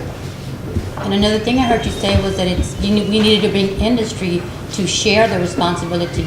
And I believe that by annexing, we'll be sharing responsibility, because as it was in the presentation, city people already pay part of the tax for the county. Yeah, a lot of the properties that I own are mine, already in the city. I just don't happen to live in the city now, and I knew that I would eventually. And I kind of like not living there back, because people would come by, why don't you run for city council? Oh, I live in the city, thanks God. But I'm just, my point is the same as Isla's and Troy's, is that there's a lot to consider about, yes, on paper and the law says we're going to provide the services, but it doesn't always happen that way. And you know, I can see your point, and somebody, oh, well, I want to live out in the county. Well, sooner or later, we're not, nobody's going to be in the county. Thank you. Thank you. Thank you. That's what I would ask you all being that we are adding some, the taxes are still increased, correct? The ag property stay ag. Anything that's ag exempt stay ag. Okay, but whenever you annex us into the city, will our taxes go up? Oh, ag exempt, right? You still maintain your exemption, and whatever taxes you're paying, if any, if you have to pay city taxes, it will be based on an after exempt value. Okay, so basically what you're telling me is that, yes, the taxes will go up, but it will be at an aggregate. So they're still going to go up. Yeah, we have any, I'm sorry. Go ahead. We have, yes, ma'am. My name is Rebecca Maldonado, and I'm here on behalf of my daughter. She just recently bought some property in August of 2017, and her property is right next to. Yes, and your presentation here was actually pretty nice. It was pretty, but in reality, you said the benefits was going to have streets, police, fire, parks, lights. We already have, well, she already has light. She already has the county going out there. The streets, the city right now doesn't have pretty streets. What is this annex gonna do with this little bit more funds that you're gonna receive from the taxes to make the streets better? Well, it's actually, the expected increase in revenue is about $500,000 a year. But whatever you have now doesn't fix what you already have with the citizens that live in the city. They don't have the benefits of getting their streets fixed. Before this annex? We do what we can with what we have inside the city. So, okay, right there. This is a pretty picture, but in reality, with this annex, it's still not gonna get done. Oh, it's gonna help to get it done. It's still not gonna get done. It's Whether the extension for your utilities, and then you want streets, I mean, you're talking about $9,000 for him to get his water line, and imagine all the lines that you're gonna be running for the gas, sewage, and water, plus you're gonna wanna fix the streets. So, So, just my point, it's a pretty picture, but in reality, it's not gonna work. In the long run, it may be 10 years if it all gets done. Does Who's your gonna daughter be here? use- Who's gonna be here and who's not gonna be here? Does your daughter within come 10 to the years? city to eat? Yes. Do you, ma'am, do you come to the city to eat here? Do you go to Garcia's to eat, or do you go to Sonic or Pizza Hut, McDonald's? You don't go Everybody anywhere. does. Out of town Everybody. people do too. It's Yes. not just Pearsall people. But it's kind of like what Mr. Jackson was saying. What if all this time, certain people go to, let's say, Pizza Hut, and certain people pay. But we And then pay other taxes. people, and then other people come and they eat for free all the time. But we're still paying taxes. Yes. We're still paying the same amount that everybody is. But the thing is that with this annexation, everybody, including most of the council members, have land here in town. We're all paying city taxes. We're all paying county taxes. Ma'am, do you own a home? Yes, ma'am. Okay. And I pay city, and I pay county, and I pay school, I pay all those taxes. We I don't like pay it, as but well. I do. But don't you think it's fair that not just some people pay? Okay, and- well, right there, you just said, is that fair? Why is it fair that only that certain amount of people are gonna get annexed and not the rest? Because I this is- understand because of the mileage and the rules and whatnot. Then there you go. But right there, you're saying, how is it fair that I could still come, I live in the county, but my daughter's gonna get annexed for more taxes when I'm not? Because this is just the start of a big picture, okay? Correct, which takes 10 years and 10 years more. No, not I'm already necessarily 40, 10 years. 10 years, 50. And then if I get annexed, another 60. I'm gonna be 60 by the time the city wants to hit the county with all these. I'll be dead and gone, so I won't have to worry. There you about go. I mean, it's. So I just want y'all to see the big picture. Everything looks pretty, but in reality, it's not gonna take 2.5 years. It's not gonna take the 10 years. Because you city limits that are here now don't get those benefits. Well, in all I all have to say. actuality, this town cannot sustain itself, you know, it's a township. Everybody comes to this town, whether from the outside or from within the county. Everybody uses the town. The amount of property tax value in this town is a little lower than other places like Hondo, Divine. And so we do not have enough revenue in this town to sustain the amount of streets, people using our infrastructure in this town. And so it has to be a shared responsibility. At some point, we have to all look at the fact that we need to share in the township. And it's part of what we have to do as a responsibility that we have. We have not said we're not going to pay county taxes because it benefits the residents of the county. We do pay county taxes. It benefits the residents of the county. And there's other taxes that the county, as Mr. Jackson pointed out, the lateral road tax and all that, we cannot at the city collect on that 0.5% because the county is collecting that. And so that also hinders our revenues. So the question, shouldn't you be working with the county to see what kind of taxes or what kind of fees or funds y'all can receive from them instead of the residents? Even though it's coming from the residents, because the residents are paying their taxes. Have y'all tried to negotiate with the county to see if anything has been done? Yeah, we talked to them more than once about that, and there has been a little bit this year with the picking up of the EMS contract. But as far as roads go, I mean, again, Now- 0.5%'s $500,000 a year, that's a lot of But roads. the county has started with roads, because didn't they just recently do the road at the pond? Gillian. Yes. We paid for the materials for that. Correct, but they helped. They did help. But is that in the city limit?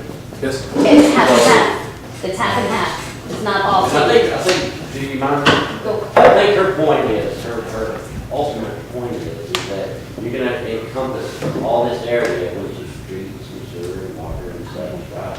If you can't support what you have now, with the tax base you have now, how are you gonna support that larger area with just a slightly larger tax base? I think that's the point she's trying to get to. Correct. Well, one, it's not slightly larger, it'll end up being significantly larger. Cinco is, okay, so you got a 7.95 or 7.95 square mile area right now. That basically 20 to 40,000 people are using every day. Because all the people that live out there in the county are coming into town, they work here, they go to the courthouse to do stuff, they go to the appraisal district, they check their mail here because they all have a Pearsall address. So they use the post office here, their kids go to the schools here. I mean, all those roads, the schools don't own the roads, the city has to maintain those roads around schools too. And that comes out of the But we taxes. paid school taxes. That's to operate the school, so everybody in the city pays that tax too. Correct. But then the people that live in the city also pay for all the roads around, for the water lines that go to the schools, for the gas lines that go to the schools, the sewer that comes out of the schools, the city taxpayers bear that burden.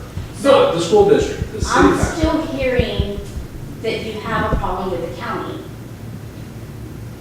No, I think this isn't about, that's one thing that if the county wasn't charging that tax, which by the way, that 50, that 0.5% that they charge reduces your taxes. Now, that reduces your property tax. That's the purpose of that 0.5%. That's what they implemented for, was to reduce county residents' property taxes. If that 0.5% was available, then the council could implement that 0.5%, and that, we're talking about a half a million dollars a year to build roads. But it's not available because the county gets it. But again, inside the physical limits, those boundary limits of the city of Pearsall, there's 10,000 people that live there, but there's 20 to 25,000 that use that infrastructure there every day. But the 10,000 people are paying for it. They're paying for the roads. They're paying for the police officers to patrol those roads. You think every ticket that the police officers write is a city resident? No, it's county residents, people passing through, it's one of those. Think every arrest that our police department makes, the people that live inside the city? No. It's people that are from outside the city that are here doing something. So all that's happening inside those boundaries, and sure, it would be great, I'm sure everybody would love to live right outside of that boundary where they didn't have to pay for it, but they could go use the benefits of it. So yeah, I want Pizza Hut today, so I want to go to Pizza Hut, need a Pizza Hut. I'm gonna drive on that road that the city taxpayers pay for. And I'm gonna flush the toilet bowl in there with the infrastructure they pay for. But I'm gonna live right on the other side of the line so I don't have to pay for it. Because I don't wanna have to pay that tax. Yeah, those people that run on the other side of the line are paying the tax that takes care of your road, and that takes care of paying for your sheriff's department, and that takes care of all the services. They're sharing that burden with you, because they pay the county tax. And so we talked about fair and equitable a while ago. I mean, this is about sharing a burden in the county seat. Now, Pearsall's not just Pearsall. Pearsall's also a county seat for every resident that lives in Pearsall County. They come here to do their business here. And you're right, it's one small piece, because we can't grab all at once. The law doesn't allow us to grab everything at once. This is something, quite honestly, this is something that should have been going on for years. I mean, this should have been being done for the last 30 years. Is the sharing of the responsibility with the people that were using the services, but it wasn't done. I would like to say too, just answer that comment that you made. There is a desire, and I can speak, I believe, corporately for us, is we really do have a strong desire to work with the county. It's not really the focus of this conversation, but we have, I think, made great strides in working with the county, and we have the same desire to work with the school. And I know that's really not the topic, but it does tie to a little degree. But just so that you know, if you're hearing that, correct me if I'm wrong, council, but there's a strong desire to work with the county. I have just a few minutes. Yes, sir. These guys are elected. They don't get paid to do it. I've been watching the city council operate for the last 4 or 5 years. Okay? what I envision is increasing the size of the purse, because our existing purse isn't big enough to hold what we need it to hold. They've struggled with this, trying to decide where do we go, what do we do. One of the things you need to know, back during the boom, there's a lot of talk about all this money we're going to make from all these commercial properties right here. Guess what? That was in the county, not in the city. The city didn't get anything from it, but they talked about it. You need to know that past councils established the yearly budget on sales tax. You know anything about business, that's crazy. You can't sustain on sales tax because it does this. Right now, it's down here. Can't do that. Ad valorem taxes, the taxes you will be paying, if they annex it, they're not. They haven't decided yet. They're looking at it. They haven't decided yet. It's going to help offset that. It's going to make that purse bigger. Those of us that live in the city for the last 2 years have gone through tax increases on our property taxes. I'm not a big advocate for taxes, but I'm also not a big advocate for bumpy roads, sewer that doesn't work, and no water pressure. If you live in the city, and even those of you that live out in the county, over the last several years, all of these things have started to increase. You're seeing roads that are being paved that now have infrastructure under them that's brand new. The city's been working on the gas line project, trying to get all that squared away, 70% completed. They're working on water lines, they're working on sewer lines. When you make the comment, well, in the past that never happened, these guys weren't here. They're here now. And I promise you, pardon me, they're working their butts off. I thought Mr. Briscoe was going to cry when we talked about, or when they talked about the second tax increase. Didn't want to have to do it, but if we don't do it, the city can't sustain. Mr. Jackson just made a comment. It should have been done over the years. Well, it wasn't. Guess what? Taxes in Pearsall weren't increased for 20 years. They were actually decreased twice, correct? That's where we got into this hole. 4 years ago, the council got the shovels. Nobody's digging the hole anymore. They're trying to cover it up, and they're doing a hell of a job. This is something nobody wants to see. But I was out there on 1581, I got annexed, I didn't even know it until I got my tax statement. Congratulations, instead of being 3.14 acres, you now have 21.6 cents in the city. That was necessary. I never got any services out there. As luck would have it, I was able to sell that property to a company that's in the city that's not paying taxes. HEB, yes, they got a bankruptcy, they're a major corporation.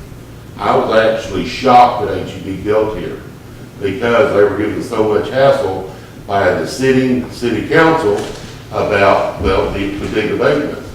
That's going to be over one of these days. They're going to start paying tax, and when they do, it's going to be a lion's share. I remember the city council talking about, look at all the tax money we're losing.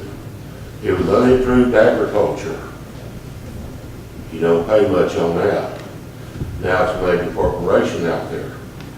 That abatement period will be over eventually. Okay? Ideally, they want to get out here, but you got to start somewhere. You put a gusset in the purse and make it a little bit bigger.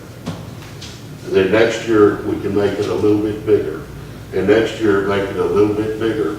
And pretty soon, the tax increases that this council had to make to get us where we can cover our bills can actually start going down when you have more money, more people feeding in to your tax base, your taxes can go down. But right now, you've got the same size property that's been in existence for 20 years. You know, this council has worked very hard to be working with the county and also proposing to work with the school to where we can all operate as one conglomerate to make the city, the county, and the schools better. They started the conversation. They're doing a great job. The county has been receptive to that. Okay? They're going to keep doing it, I hope, because we're starting to see growth. We're starting to, it's gone, bring the pride back. I was born and raised here. I plan on dying here. And I would like for this to be a place that we're proud of, that I can be proud of. I thank you for your time. Be open-minded about this.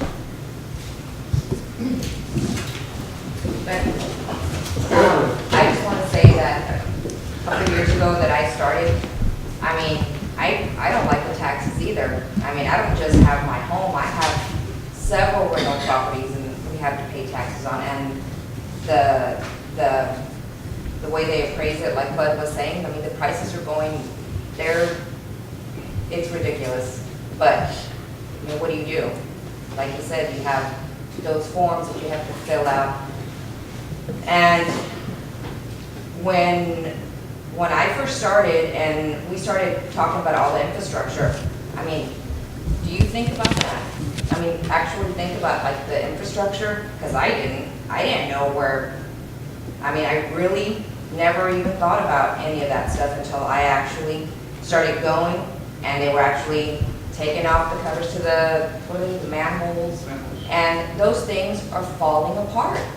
And yes, the previous councils may have fixed some roads, but they were just how do I say, they were making them look real pretty, but nothing underneath was fixed. And so then we're just having to tear them up to fix the stuff underneath.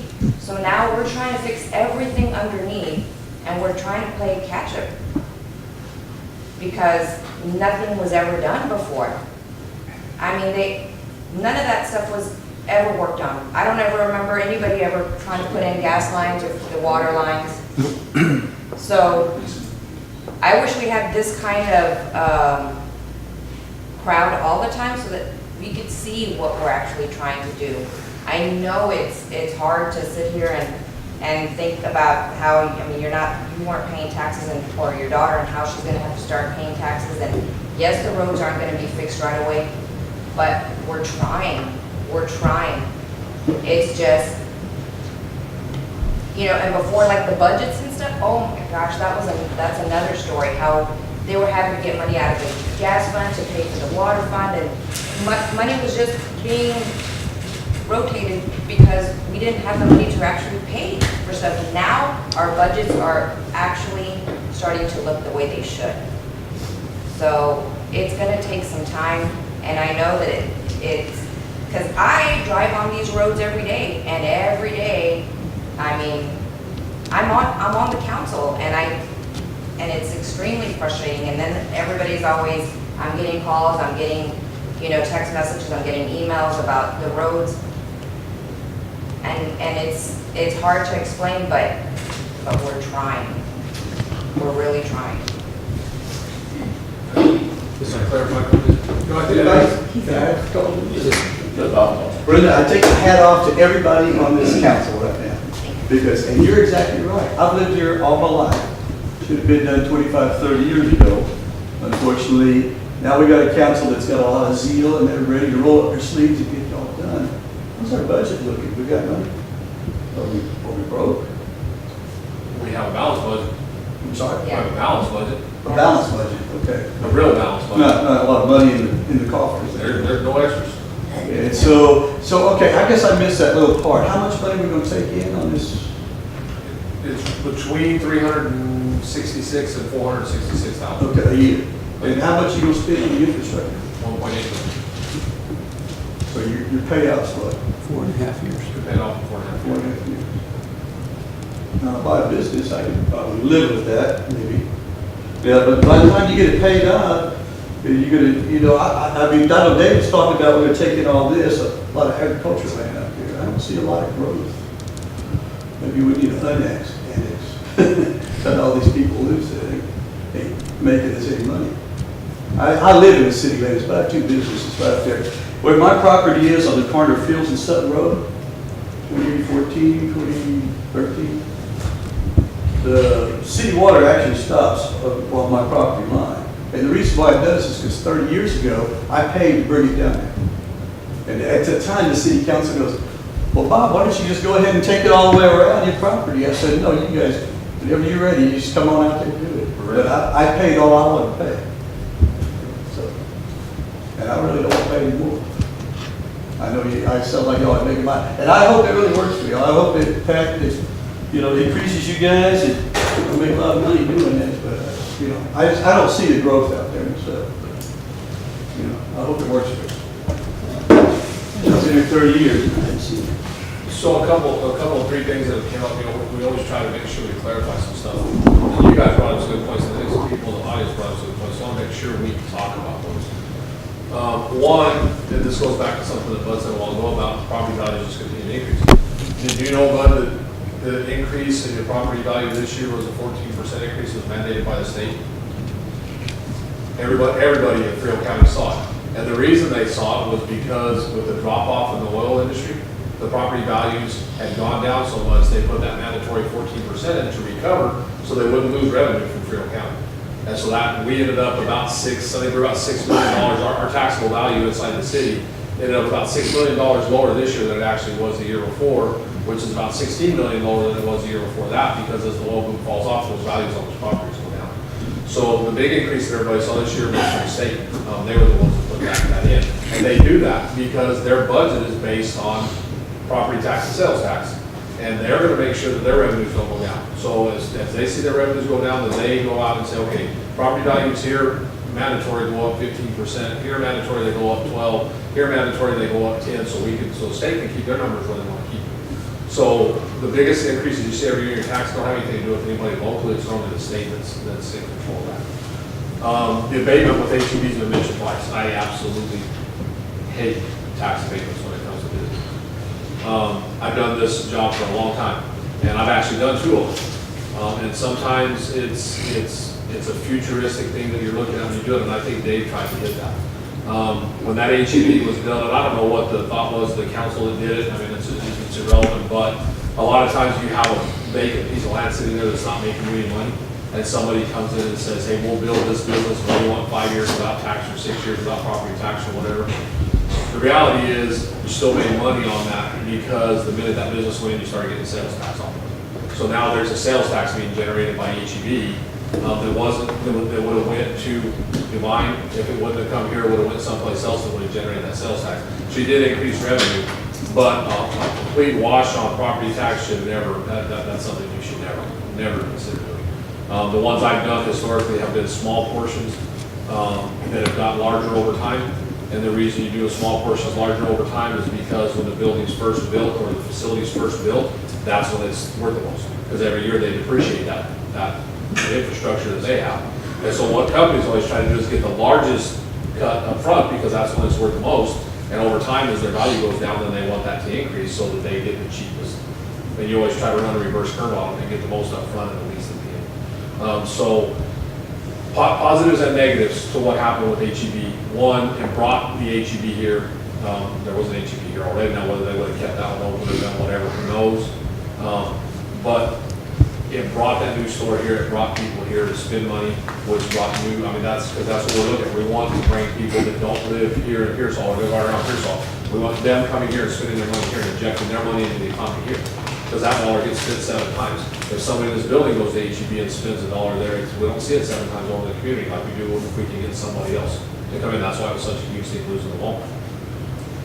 So tax abatement is definitely something that it'd have to be big sales money before we'd ever even think about considering something like that. But I want everybody to understand that it wasn't just they got away with everything because we do see a lot of sales tax at HEB. So to make sure everybody understood that. And the third thing is to go to Councilwoman Trevino's point on what the council's done to this point. When I first started, we did an assessment of the infrastructure in this town because everything was in such bad shape. 2016, $99 million to fix everything was what it was going to cost. That was to bring everything up to, the roads up to good shape, all our water lines, sewer lines, gas lines, everything up to good shape. This council stepped out and did an $8.4 million bond to get started on. because we had some realities that were smacking us right in the face. One of those being the fact that we had busted sewer lines that were leaking, and DCQ was all over us. We had a wastewater treatment plant that was physically down to one bolt breaking over there, and nobody was gonna be able to flush the toilet. I mean, it was that bad. And they've got the wastewater treatment plant now where it's at about 85 to 90% functional. Now we got one more thing we need to replace out there, but it's almost all done. The streets that have been done the right way. Instead of just repainting a bunch of streets right before an election trying to get people to vote. They went through, they did the infrastructure under the streets, they rebuilt the base underneath the streets and then put the streets back in. The streets are good for 15, 20 years before we should have to even worry about them. So I think it's important to put into perspective how bad it was when you guys got here too. That's $99 million in 2016, probably total cost now of 110. With inflation, you're probably at $110 million range and what it will cost now. So the work that you've done, the $8.4 million of work you've done, probably equates to about $12 million worth of work. One thing I'd like to share, and thank you guys, citizens, for coming, and please come again Thursday night as we wrap this up. When we brought this on the table, nobody likes to be annexed. It is not popular, and we knew that. We knew that. And were I not on this side of the table and were my property, where Troy, I'd be standing out with you. You know, I'd be that. But what you see, what you hear on this side, and understanding the importance of the budget and the revenue and the big picture stuff, is why we're here. It's not an easy decision to make. You know, our friends and neighbors are part of you that are suffering and getting impacted. So that does, I'm sure, touch each of us. But it is a big picture that we're looking at. And so, thank you for coming. We knew that this was difficult, but want you to please come back again as we wrap this up Thursday night. One more question, please. Do you feel like it's a pretty good deal that we might be able to opt out of city services if we want to? Council? You know, what we hear constantly is some people want services but have trouble getting them, and some people don't want them because they're happy with what they've got and they don't want to spend any more money. I've spent a little time talking with GML about this, specifically Scott Houston, who writes an article about Texas annexation every year that most people read. What he asked and suggested strongly was, he said, when you do a service plan, make your service plan that your infrastructure is going to be designed, constructed, and implemented in accordance with city policy. He said city policy is the way to go because you can't craft a one-size-fits-all solution to infrastructure. You've got to be able to work with what's out there, what's on the ground, and with the people that you're dealing with. So he said if your city policy allows you to be flexible and take into account what people's situations and circumstances are, then you're going to find a way to get to a point where it can work for both sides. That is, if a lot of people along a portion of the street don't want city sewer because they have septic service and they're happy with it. The policy can address that because it saves the city money. Sure. It's going to save the residents money. And it's usually when it comes to sanitary sewer. So it's really coming to a point where the city can come up with, as somebody mentioned before, a survey to figure out exactly what's going to be needed. And it should be based a lot on what the people out there need and want and are willing to pay for. Because, as you can all probably tell, one of the biggest reasons why this annexation is going in the direction it is, not because of the property tax value for the most part. There's a lot of sales tax revenue generated.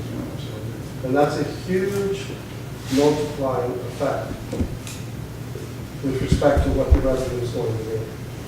So, to answer the question about the infrastructure, yes, the city will probably come up with a policy that addresses the needs of the particular area. One street might be different from another street, 2 or 3 streets down. But it's got to be part of what the viable solution is going forward. I looked at it real hard, but I don't see too much sales tax out that way. Anybody? Anybody got that information? I've got another suggestion. These people that are gonna be annexed, and I think it's gonna go forward, and it's gonna get done, we're gonna have votes. But, so it's not such a hardship, I don't know if it's legal or not. The tax rate of the city is, what is it, it's $1.10? No, it's 89. Okay, so, let's say, can we graduate the people you're annexing, instead of them paying the 89, can they pay the 52 for a while, like 1 or 2 years, don't hit them all at once? I mean, with this new burden, and you go up, can you go up in steps? And another thing, okay, so we're paying a rate and a half, so what is this? Okay, so the cost is going to be, what did you say, 1.8 million? So how much, that half, how much are you going to lose from the half that we're going to pay? We haven't looked at that list on a lot. Well, anyway, so what about giving us a break on the $6.50 just for a couple of years? I mean, and that's another point I was going to bring up. When you have several businesses, whatever, it's just not, you just have a residence. Yes, I know that people that live in the city, they pay city taxes. I have property in the city. You pay $6.50. But you have several properties, or you have businesses. So say you got 4, 5, 6 meters. So that's $6.50 times 5.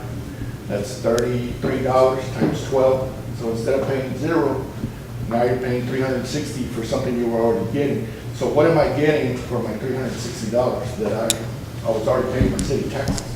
How long is that going to go on? The $6.50 surcharge, is that going to go on to infinity, or is that just for a certain point to pay off the debt? That was to pay on the debt. Okay, so when is that going to disappear? 20, I don't remember what year it is. It was a 20-year? It was a 20-year bond, so it's for life of bond.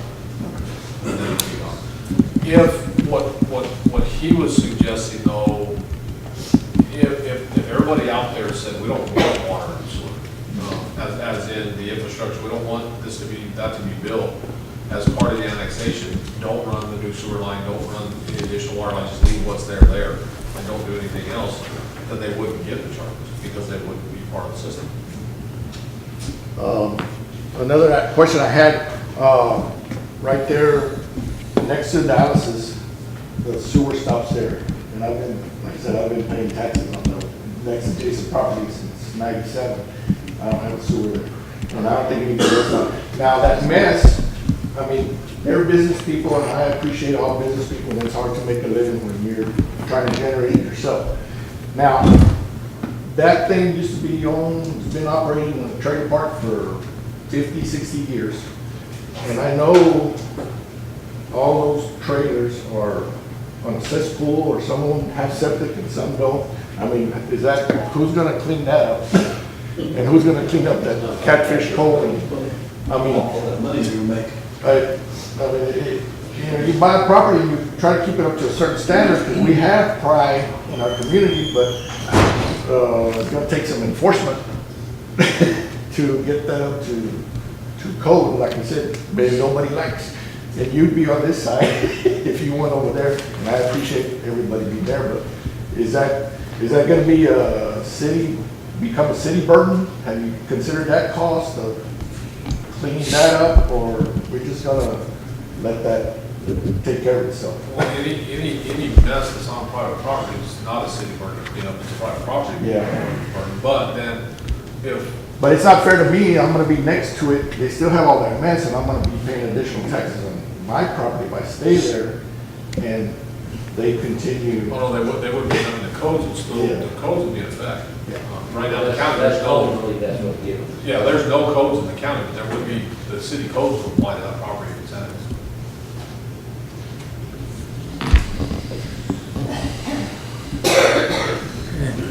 Is there any other comment from public?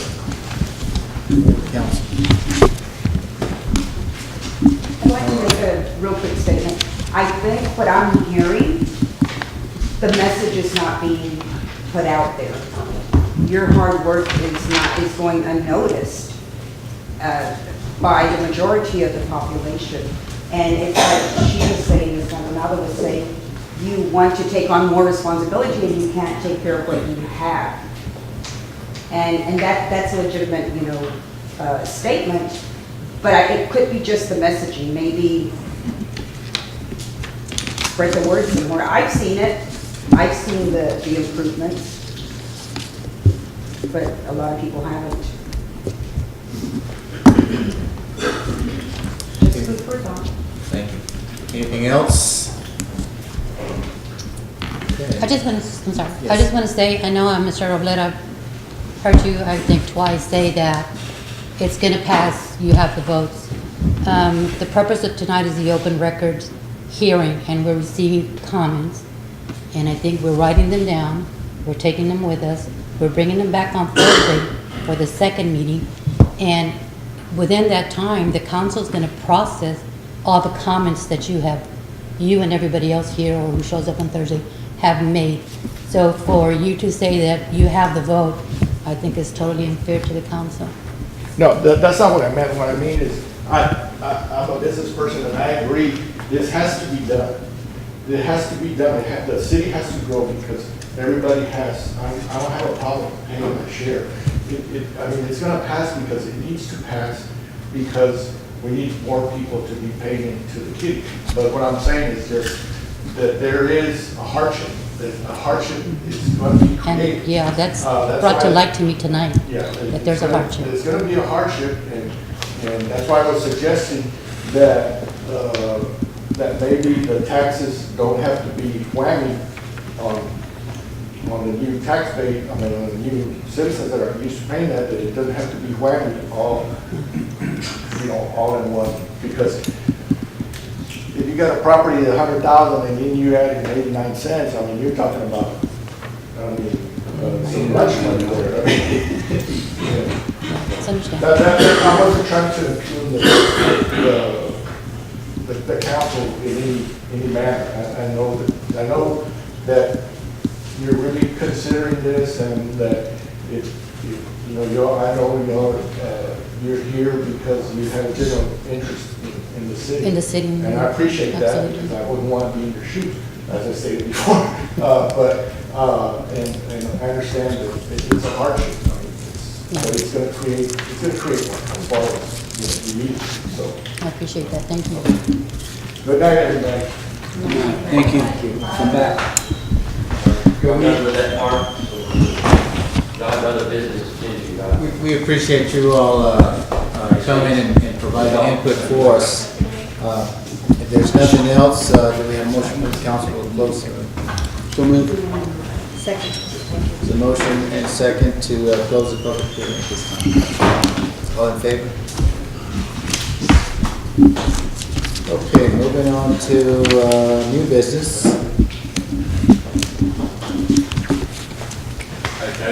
So moving on to new business.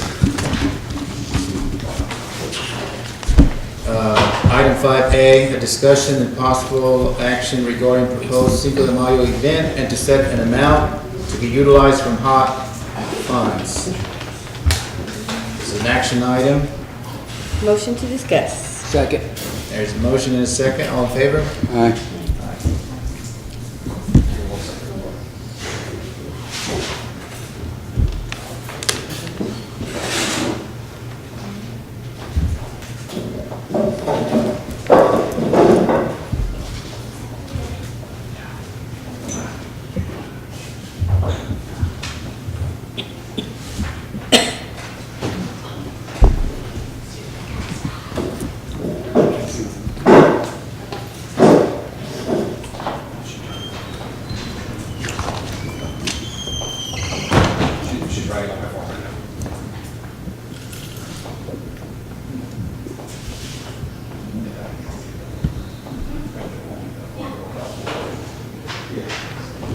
Okay, council, sorry about that.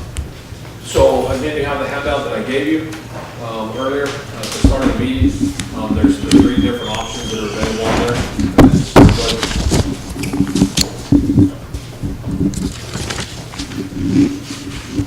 Okay, does the council wish to extend discussion or make a motion this time?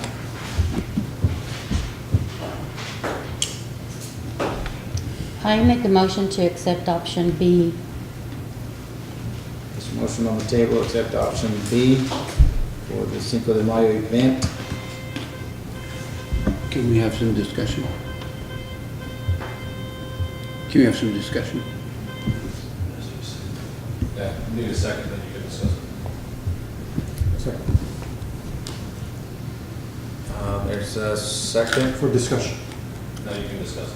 Okay, there's a second for discussion, so let's discuss it. In regard to that motion, I'd just like to know the bid process, how we're gonna, what it's gonna be required. Under that option, we do the same thing we did for the 4th of July last year. We would issue a written bid, get it out to everybody in town that would be interested, or anybody else that we might post it on our website. Due to the short time span, I don't know that we would have time to publish it in the paper and wait for a response from that, because it would be next Wednesday before we could get it in, and then a week after. So we'd probably just do it by getting it to everybody in town and anybody else around that we can think of that would be interested in responding, to put it on our social media and on the website. So that would really only be, that we'd have it the same place as last year. The only difference being is that there'd be a charge, and then we would put out for bids the alcohol sales. I think you're correct. Okay, and it could we just outline then the time frame of that bid process, just so that we get that in place? Put it on tomorrow and have it done in 1 week. Okay.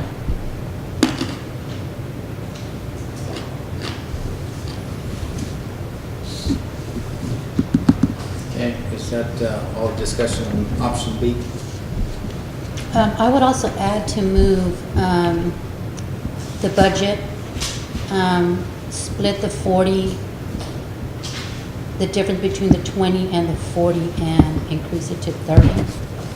The lowest bid is at, the lowest would be from 20 to 25,000 on the option B, and they're requesting 40, and to split the difference and give them, or offer a $30,000 budget.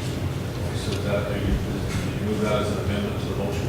I'm including that into the motion that I made, that we should accept, that I'm motioning to accept option B. So you don't have to amend it because you already have a motion on the floor, so. I'm sorry, Candy. You can move to amend your motion Okay. by changing I the move to amount. amend my motion to increase the budget to 30,000. Need a second on that. Okay. Second. That was open for discussion. Okay. And that is inclusive of, it's a 1-week process. Yes. Yeah, That's not going to change. Well, what I'm concerned about, who's going to be the admin in this? Who's going to be doing all the footwork on all this? Is this going to be city employees doing this, or who's going to be doing this? It's going to have to be both, it's going to get done. Both being city employees and... Because I think in contingent that Garcia's would be the beer sales, I think they were doing, that was inclusive of doing all the... I think whoever gets the beer sales should be the one doing the footwork. Exactly. I think that's fair. I mean, that's Because fair if enough. Garcia's doesn't get the beer sales, why would they do the footwork? Exactly. And that's the point that Chink made, you do the footwork because you get the beer sales. It's hand in hand. I mean, it's not a surprise to anybody. And if it was bidded out to someone else, would you still allow it to be in that location? I accept it's city property. I can't, dictate what goes on city property. We would have to fence our part out because we are a license holder. So we would take the liability of the festival people coming into our property with beer. So we would have to, you would have to secure that area. At Perche, we see no one else, like let's say someone else does win the bid, they can't sell alcohol on our property because of the fact that we hold a license. So it would have to be closed off to the public because of the conflicting licenses per THC requirements.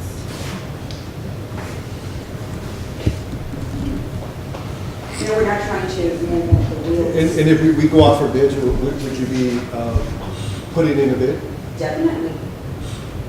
We enjoy doing this. No, it is just, the reason I'm saying is because you're part of the community as well. I mean, you know, and I want to keep the funds in the city. You Yes. know, and if you're one of the ones that have a license, why not, you know? And But I know there's other entities that also have a license, and I would like to give everybody a fair shot, you know? But at the same token, you know, if we're gonna give everybody the same shot, I mean, if they do win, then you're absolutely right. They should be doing this footwork, getting the promoters, getting so on and so forth. Because it wouldn't be fair to y'all to do that. It's work, but we're not reinventing the wheel. We've done this for years. Dilly, the boys do it in the valley, they do it in Indiana, they do it in Chicago, they do it everywhere. And we're people counters, we know how to keep the count. And one thing for sure, we do not handle the money. That's a misnomer from the community, that y'all give us a barrel of money. That is the furthest from the truth. And the reason we want to bid out is actually to use some of those funds for the main street, you know, it's not that we want to, I mean, you know, we want to revitalize downtown, and actually I think that's just where we want to allocate some of that money, you know. Now, charging at the gate, I don't know what bands would agree to a $5 charge, because it kind of diminishes their, you know, their headliner stats. I know they're prima donnas. What can I tell you? I know, no excuse, I know when we did the Potato Fest and we charged at the gate, everybody stood outside. Listen, so. Not everybody. You get more of an impact when it's free. And the bands, they take it that way. They take it because they don't want to play in a community and have the entry fee be $5, and then next week they're playing in Jilly or Petula and the entry fee is, or the door charge is $25. You know what I'm talking about? But it was free last year. It was free last year. And then they moved down the road and had to pay $25. That's right. I would ask that, you know, I think maybe this can work, it will work, but I would ask that with the experience that the city now has and you all have the last couple of years, just make sure whoever gets a bid on this process and so forth, that you all work together as closely as possible, make it happen for our community. So there is a motion on the table for option B, the bid out process to be about a week and increase the funding to $30,000. Will there be a cover charge? That's part of it. I don't like to call it cover charge, we can call it donation or something. I would like donation. Some of the band's contracts specify that if you do, and she helped remind me of this, and I remember reading it, that if you do charge a cover charge, they want proceeds from the sales or whatever you bring in. If we say donation and whatever, it's just one thing we'll have to work out. They're going to want to know. They're going to know everything. If you get a band, a headliner band for $12,000 for a city function that's free admission, when their normal price might be what, about $18,000? Try getting them for a quinceañera. Well, we'll be ahead from last year because at least we'll have, again, the vendor fees and at least we'll have the 10% on the alcohol. Well, I think any band you talk to, if you tell them that this is, that the reason you're doing the gate is a fundraiser for a Main Street, then they can write off everything. That becomes a tax thing to them. And so they're not going to say no to me to doing it as a fundraiser, on as a fundraiser with donations with the gate for the Main Street program. Those are not. But they can't write everything off. They can't write it. They can only write off their expenses. Yeah, write off the budget bill. Only their expenses, right? They won't have So much then is the expenses. donation, is it a mandatory fee? Yeah, or is it a? That's oxymoron. What is it? Oxymoron? As it stands, there is a motion for option B, the bid out process to be about a week, $5 donation and increase the budget to $30,000. Is there a second? I'll second that. There's a motion to approve option B and a second. All in favor? Oh, I'm sorry. All in favor? It is unanimous. Okay. There being no further business, a motion to adjourn. So moved. Second. Motion and second, all in favor?